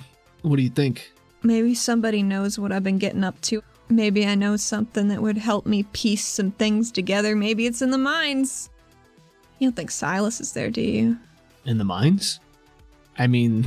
Plenty of doors, plenty of rooms to hide one sickly, feeble dude in. Hey, maybe. The last we heard, he went underwater. But, like you said, there's caves everywhere. It could definitely lead to the mines. You just don't know where it is. I had some agents deployed. I don't know if it happened yet, but they're going to be combing the waterfront, looking for holes to hide in. He nods. I mean, it's not like we can ask Diving Club Anonymous where they like to hang out if they're all snatched. Yeah, that's true. Especially if they like to ferret things away that might be contraband in tunnels. That's just me extrapolating. I mean, if you got a specialized skill set. Who doesn't love a side hustle? Do you have another job? Another job? Yeah. What do you mean? A secret one. He sort of blinks at you. From the alloy. I kind of figure you do. You don't have to tell me what it is. I just want to let you know it's something that occurred to me. Make a persuade at -2. Persuasion is still a D6. I could Benny it. Or I could add conviction. You could. It's up to you. I'll Benny it. Yeah. Yes. It's a 9. 9, that's a success with a raise. Rubs one hand on the back of his neck. You don't have to tell me. I get it. I mean, I do, but it's mostly just... I trust you, Athena. I've been in your head. I've seen stuff. It's sort of like in an informational capacity. Pass stuff along to them. I go and I answer questions, and that's mostly it. They don't really give me any specific guidelines. It's mostly just get summoned back every so often to answer questions about what I learned or what they're curious about. Does that seem like it changes? What do you mean?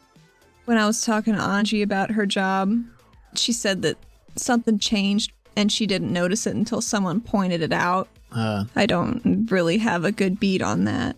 The blue smoke in his eyes spirals a little faster as he considers this. I can't say that I noticed anything, no. How long have you been working for him? I mean, that's a silly question, probably forever. Yeah, I mean, My whole life.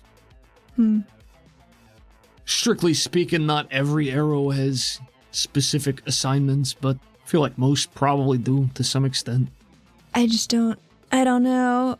What do you mean? What don't you know? Why are they having people like me killed in the streets? I could probably ask, but seeing as it's somebody else's assignment, I'm probably not supposed to know about it. But it also seems pretty important information to know. And given everything that we know, maybe we ought to press. I don't want you to get in trouble. Well, yeah, me either. But it seems like we're in trouble no matter what we do, so you let me know. Maybe we can just squeeze Anji for some more info, because I really want to. He nods. Get information out of her if you can, but she ain't stupid, so just play it cool. I am the coolest cucumber. Don't I know it? Your frozen pizza. You know what? I'll take it. Is that doing it for you? Yeah, I love frozen pizzas. It makes like a yes arm pump.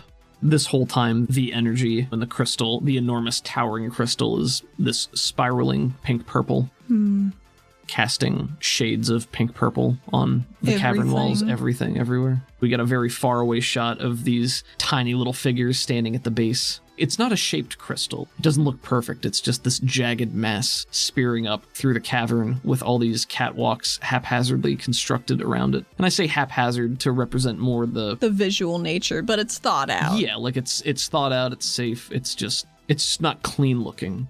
She crosses her arms and taps her foot a little bit as she's looking up at the crystal. Could he have folia? What, your granddad? Yeah. I mean, if the big crystal's this color, he's been the curator for longer than I've been alive. He would have the kind of exposure that might mess with his brain like this. If this color isn't a Laracorp, I mean, somebody's been in his head, for sure. But maybe it's not related.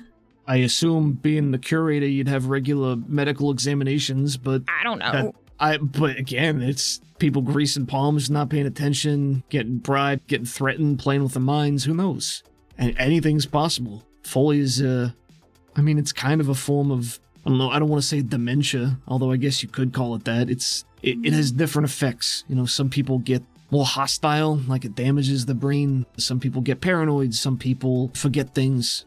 It's the nature of the Cory. We don't know anything about it. Well, it's not that we don't know anything about it. We don't know enough. We know that it's volatile and that it's unpredictable and that you can't always count on reactions. It could be. You can always get Roja to try to take a look. Yeah, I don't think she wants to talk to me. Figured that it would be more you not want to talk to her, to be honest. Like, I'm not thrilled to be off duty. Sure. But, like, I know it's the right call and she did a good thing, but I'm just angry about it. I get it. It's tough coming to terms with decisions you didn't make affecting your life, even if somebody did it for your own good. Nobody likes that happening. I'm sorry. We already covered it. I know we're past it, but I appreciate that you're being more mindful of that in and of itself. I'm really trying. I know, it's just, I've been in your head. I've seen a lot of this stuff. So I know you've been through so much. And it doesn't occur to you to usually even ask for help, because you felt like you can't for so long. And we're trying, we're all trying to help and figure out what's going on. I don't have a perfect answer for it, but we should just try to involve as few people as necessary. And we shouldn't do it recklessly. Recklessly or as a trap would be good. That one's on me. Got some egg on your face. My least favorite place for egg. I mean, the mouth is also part of the face, so, just throwing that out there.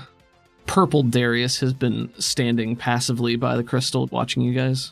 Its eyes follow you. Athena walks over to it. So what did you want to do here? Did you just want to see? We could keep walking if there's somewhere you feel like you need to go. With the words feel and go, you just get another flash of the exterior of the mine, the entrance itself. It turns and looks around, and you just feel a listless sensation with confusion. Is this where you wanted to end up? Should we stay here? Confusion that leans towards uncertainty. And you get the mental image of when you used empathy on your grandfather, and you just see that pink-purple around his aura. Athena wants to touch the crystal.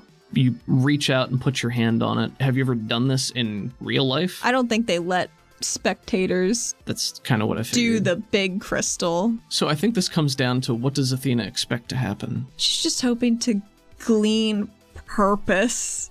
Like, she knows how to do it. Maybe she tries. Like as a siphon? Yeah. Okay. Maybe she tries to put some in a tiny crystal, see how it works. Roll your siphon. And I think you have a D4 specifically for the preliminary training you were doing. Wonderful. No.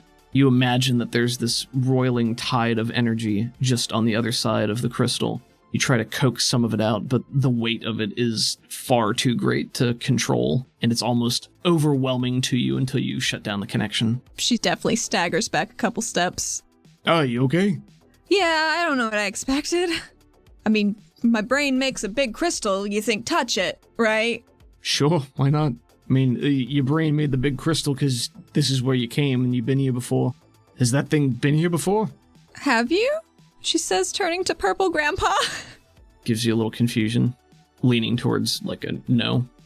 So you haven't been here, but you wanted to come. Tentative, yes. Sightseeing, I get it. When you say here, it gives you a mental flash of the exterior of the mine again. Were you there? No. Well, I don't know what to make of that.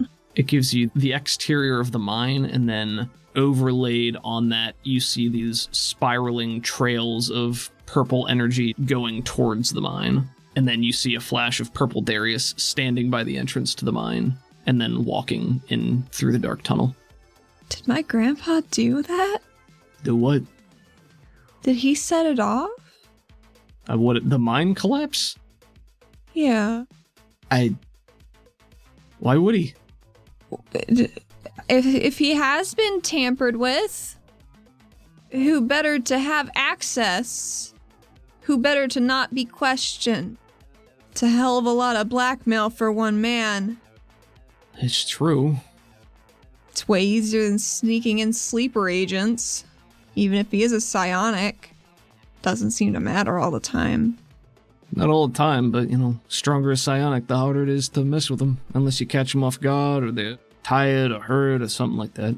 Which could be true in this case. I hope my gut is real wrong on that one. What do you think? Should we try to get into the mine? We have to. Well, then we either gotta do it when your grandfather's not there, or just sneak on in, right? Or you. I keep saying we, but, however it works out. I could always go with my mom. She's been trying to get me to entertain a career change for quite some time. Wanted to show me how stuff's different. That ain't a bad idea. But I also don't want my mom to die. You told Roth you didn't want to be on a team sent in to deal with it. You can always tell him you changed your mind, but then you'll be there, in a more official capacity. Yeah. So you might not have the leeway, yes, to look around or whatever. That's still pretty far off. I'm not going to be reinstated until I get my arm, and I'm not going to get my arm until you guys get your brains fixed. I don't think it'll be too much longer on that. So purple tendrils going towards the mines, and grandfather walked on in. I don't know what it means. I don't know what it means. She says absent-mindedly, looking up at the crystal. I don't know either. It just wants to come to the mines? Is that sort of what it's feeling like? Is that what you're feeling like? You want to come to the real mine? The one not in the brain? You get a very fervent yes. Oh, good, we're going in the mines. You get the closest thing to happiness that you've felt from the purple presence so far. What if this is like going home for it? What if all these eyes, all these things are coming from the big crystal? When it shifts colors, maybe it's a different kind of eye that comes out. You think? I don't know. I mean, it could, I guess. Maybe. Really working on anything at this point, so why not? But then, I've been thinking a lot about Arrow, which is a silly thing to say because I don't know anything. Oh, thank you. Placing a hand on his chest. I'm always thinking a lot about you. If he could blush, he would. Maybe his Aw. circuitry lights up just a little bit more. Stop. But I'm serious, though. Maybe that's why Anji is being deployed to kill these people, is maybe she's reclaiming... I am looking for a word that... like an arrow seed. Maybe that's what this is. And she gestures over to Purple Grandpa. Maybe it was supposed to be an arrow and got diverted and taken by people that shouldn't have it. I mean, we all have our own Corey in some facet, whether we can use it or not. So it's just kind of doubling down and confusing, and I don't know. Yeah, that could be. I don't really know about anything beyond what I am and how Arrow come to be. But somebody knows, though. Somebody has to help make you guys, right? Oh, yeah, sure. I mean, yeah. Do we know who? I mean, there's the Alloy, and then there's, anybody the Alloy uses to help bring new Arrow forward, but mostly self-regulating to ensure that there's not that weird organics versus synthetic ownership rule type thing. We do our best to keep our numbers within acceptable parameters, and we don't really... New Arrow don't just come out for no reason. It's planned, One Arrow dies, then, maybe another one comes out. I really don't know. I shouldn't even talk about it. Oh, what's the harm? Because, we're not really supposed to talk to organics about it. That's fair. And there's the harm. I don't really know that much. I get the broad strokes. Maybe we gotta find someone who knows broader strokes. Might be Rebexy. That's, it's been knocking around in my head, too. She's been your grandmother's friend or whatever for however long. I mean, they were in the first wave that went up to the surface, so whenever that opened up, how long ago was that? 60 years? 50, 60, something like that. Man. It was a while ago. And she said Rebexy was brand new when she went up. That's a lot to put on a lady. What is... Oh, you mean just to be going to the service? Yeah, you don't even get to know your home before you gotta go up top. It was so dangerous up there. She's been around for a long time. Thalassic, whatever, your grandmother. You can call her whatever's easiest. Yes, that. She basically said that they knew that, Rebexy was doing something, but they didn't ever know what it was, right? Maybe just idle curiosity, Pharaoh normally underground, and they send somebody up to the surface to scope things out and see what the world's like.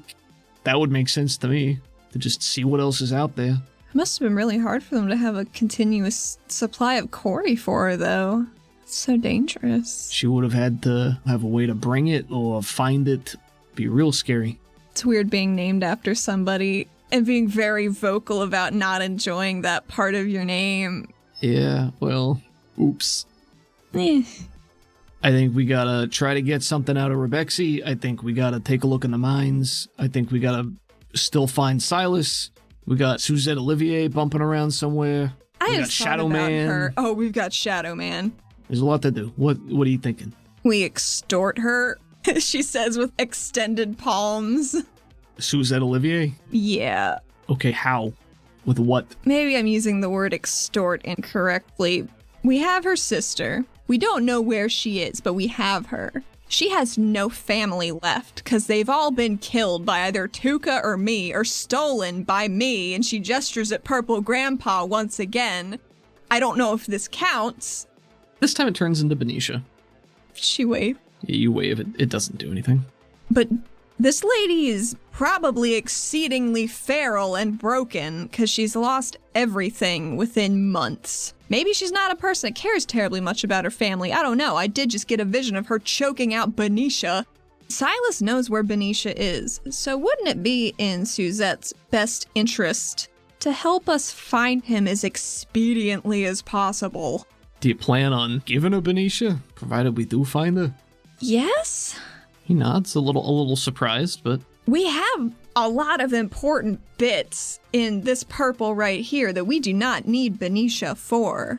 And also, I think it'd just be a good person thing to do. And maybe she wouldn't want to kill Tuca quite as much if she gets some family back.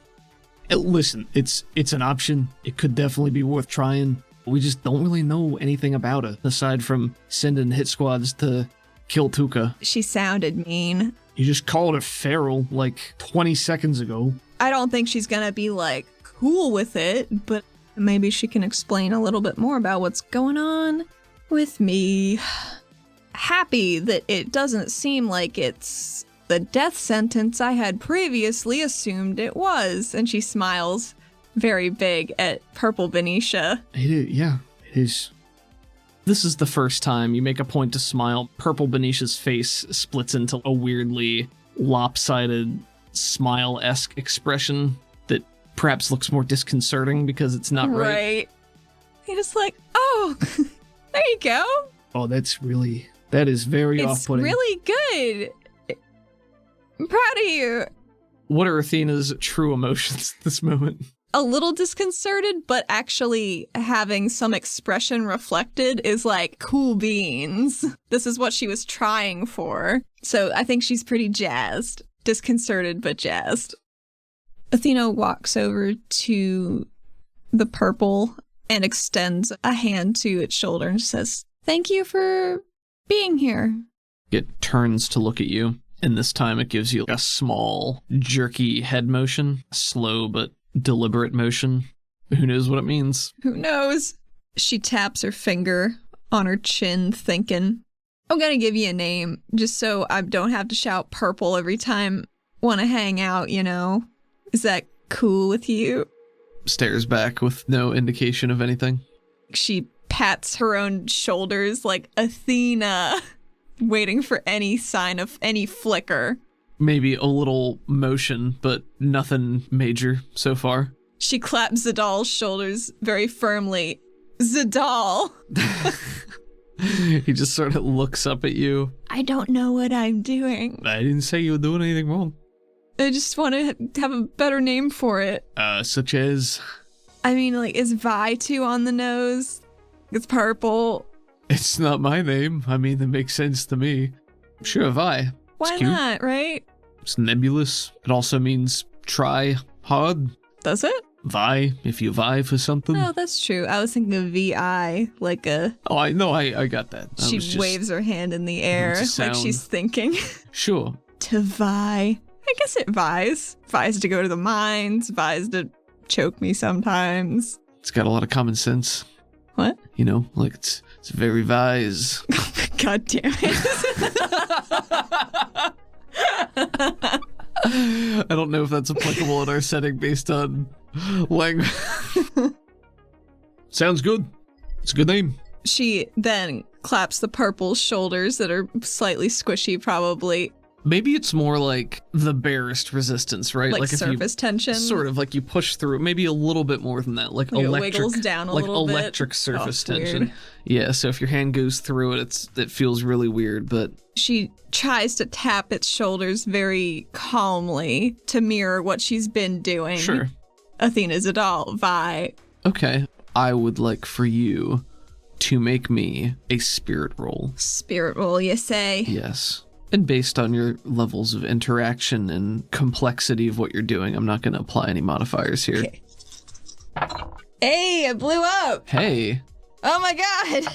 14. shit, okay. This time, its head swivels to look at your hands, and then down at its own form, and then back up to you, and you hear your own voice echoing back the word Vi around the room, coming from every direction, and its eyes flare just a little bit brighter.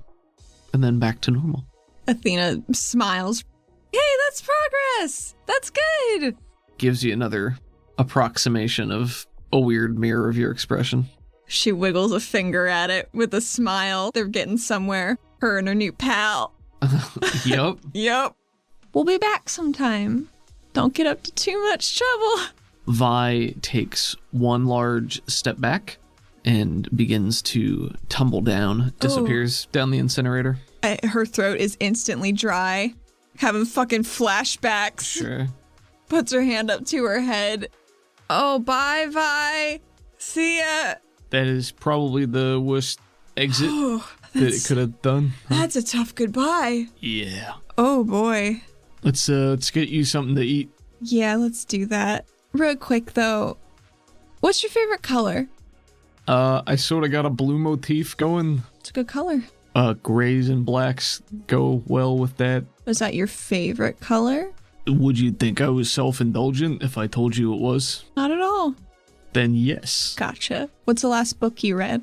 I read a lot of case files. Does that count? That's not a book. Then maybe never. Never? Maybe. You said you like to read. I do like to read. Case files? Case files, articles, stuff. I don't know, I just don't buy books. Usually it's all digital. Why? I just want to get to know you better. Oh, okay. How about you give me a book and I'll read it, or I'll try. Okay. I'm illiterate, by the way. God damn it. The mental scape begins to shimmer and dissipate just at the edges. As everything is fading to black, your mind's eye makes it look like everything is fading away to that same black, dusty ash. But then you wake up. You're seated on the couch in the living room of your apartment, Zadal tucked in the opposite corner, beginning to sit up and stir. Several thumping footsteps later, Pavi is standing in front of both of you, fully dressed, looking like she's ready to go out. I didn't know how much longer you two were going to be. We were going to be late. Late for what? Festival? No. That's tomorrow. No. It's today. Oh, shit. Well, you've been out for about 12 hours, so no, it's today, and you better get ready.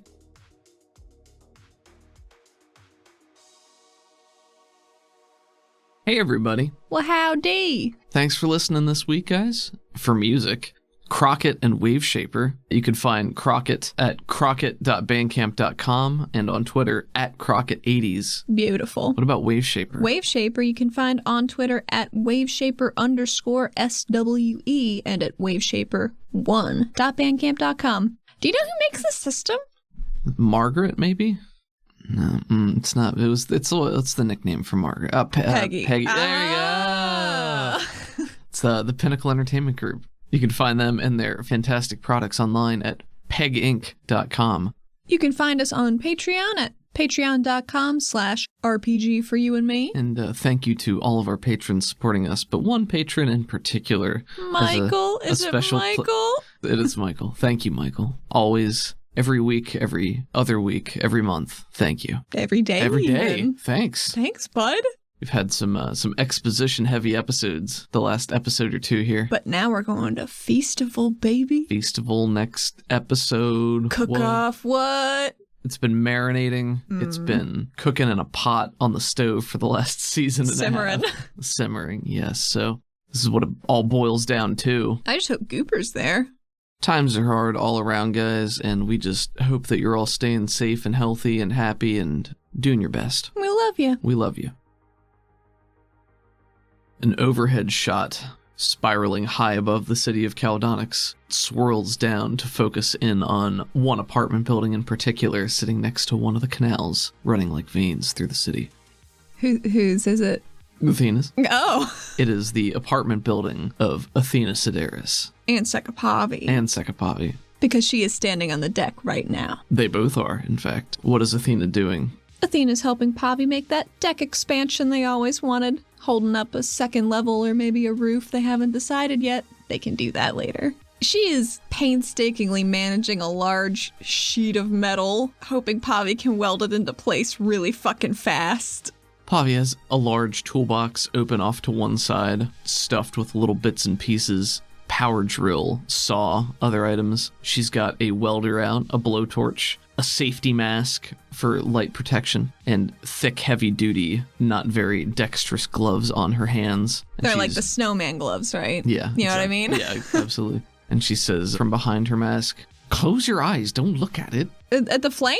At anything I'm doing. Why? I need to hold it in place. And she's got her hands above her head. Yes, stay like that. That's fine. Just don't look at the flame. Why did you assume I was looking at? I was. I know. That's why I said it. I didn't have time to get sunglasses. They don't even sell them down here, Pavi. I don't know that sunglasses would have helped you with this. Oh, wouldn't I they? only have one shield. Oh, okay. I'll close my eyes. She squints some shut. And she solders away. The longer Athena has her eyes closed, the more it tilts to one side. Hey, You told me. I told you to close your eyes, not to move. I didn't. Be a statue. You like making them. Act like one. Are you sure this is going to be stable? Not with you holding it like that. Listen, it's physics. It's structure. We have to get a few things in place, and then we anchor supports between those, and it holds everything up. It'll be fine. Okay. You know, probably. That is very inspiring. You didn't hear that. Psst. She's like 4 feet away, maybe. What are you worried about? You can fix metal. I mean, I could just slam it into the building, but I didn't think that would be very good for structural integrity. Yeah, it wouldn't. So, Reno. Nobody says that. You bringing topper slang down here. I watched a lot of home improvement shows. Not the right ones if you can't hold it straight. Well, I watched them. I didn't say how much I absorbed. Well, then what's the point? And she's walking the length of the slab that you're holding in place as she welds it together. Athena takes a second, bracing with her one arm more than the other, swirls her one finger around to pull out like a helix support beam from the top layer they're trying to affix. The metal tendrils swirl out in the air, being beckoned to your call. Look, I already got this bit done. And is it gonna stay there, once you're not holding it? That's how metal works. You freeze it, and then it's there. I mean, if you want me to get rid of it. She pops up the mask, looks back at you skeptically. I mean, it's fine, as long as it doesn't have any structural bearing. Don't we want structural bearings? Well, I'm just saying I need to weld it, if that's the case. To what? Anything. But it's already attached. See, there's not even a seam. Pulled it right out. Well, then what am I even doing here? Why don't you just do that with everything? Because I can't attach it to the wall like that. That's not safe. That's my bedroom. I don't want it to go right through. So what other renovation projects did you have in mind? We could always move the kitchen wall. Is everything made of metal? I don't think it's all made of metal. Shame. I was thinking maybe we can put in one of those little windows. Windows?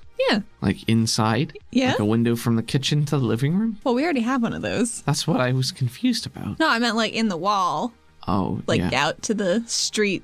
Look at you, live on the surface now. You just want to look out everywhere. You heckling me. I'm holding metal. It's really hard. Is it? Sure. Laughs and goes back to what she's doing. She goes through and welds everything together until it's structurally sound and you no longer need to hold it up. She eases off very gently. Can you go through and just make this all even so it looks prettier? Like the welding? The welding? Oh, yeah. Yeah. She goes up to it and flicks it, and it cascades in a very cool, smooth line. She folds her arms with her thick gloves and gives you not a scathing look, but just a tired look. Must be nice. It is. Maybe you're in the wrong line of work. What should I be doing? Metal accenting? Maybe. Maybe I could be a jeweler. You probably could, do some Far moonlighting. Too fancy. But God, I need cash.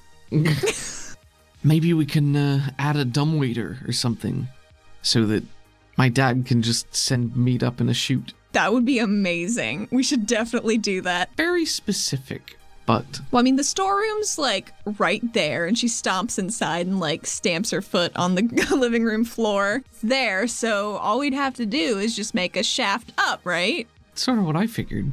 Would that make our apartment less safe? If there's a tube that someone can use to come up into our home? Yes, of course it would. Some Karnak are real tiny. Yeah.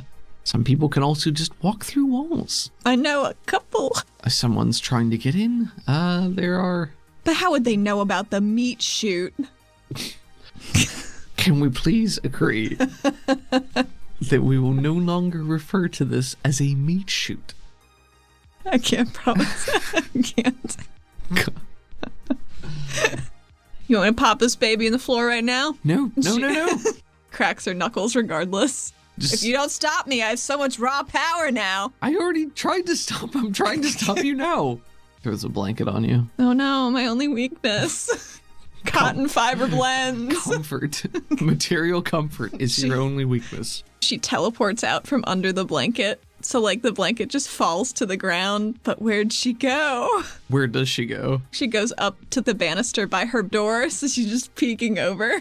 She's doing it like a pop. She's night crawlering, but, like, with less of a bamf. A bamf, yeah, okay.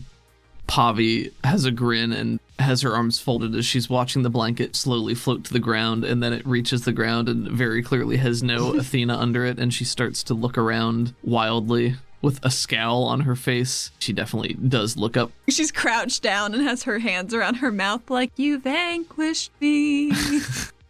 When did you learn how to do that? Do what? Not make electricity all the time. You gotta be versatile on the surface. You never know what you're gonna need. Apparently not. Are you surprised? I'm gonna come vanquish you right now, I'll say shit. that much. She hides in her bedroom. I'd like to see you try. Smashes the door down. Oh, God.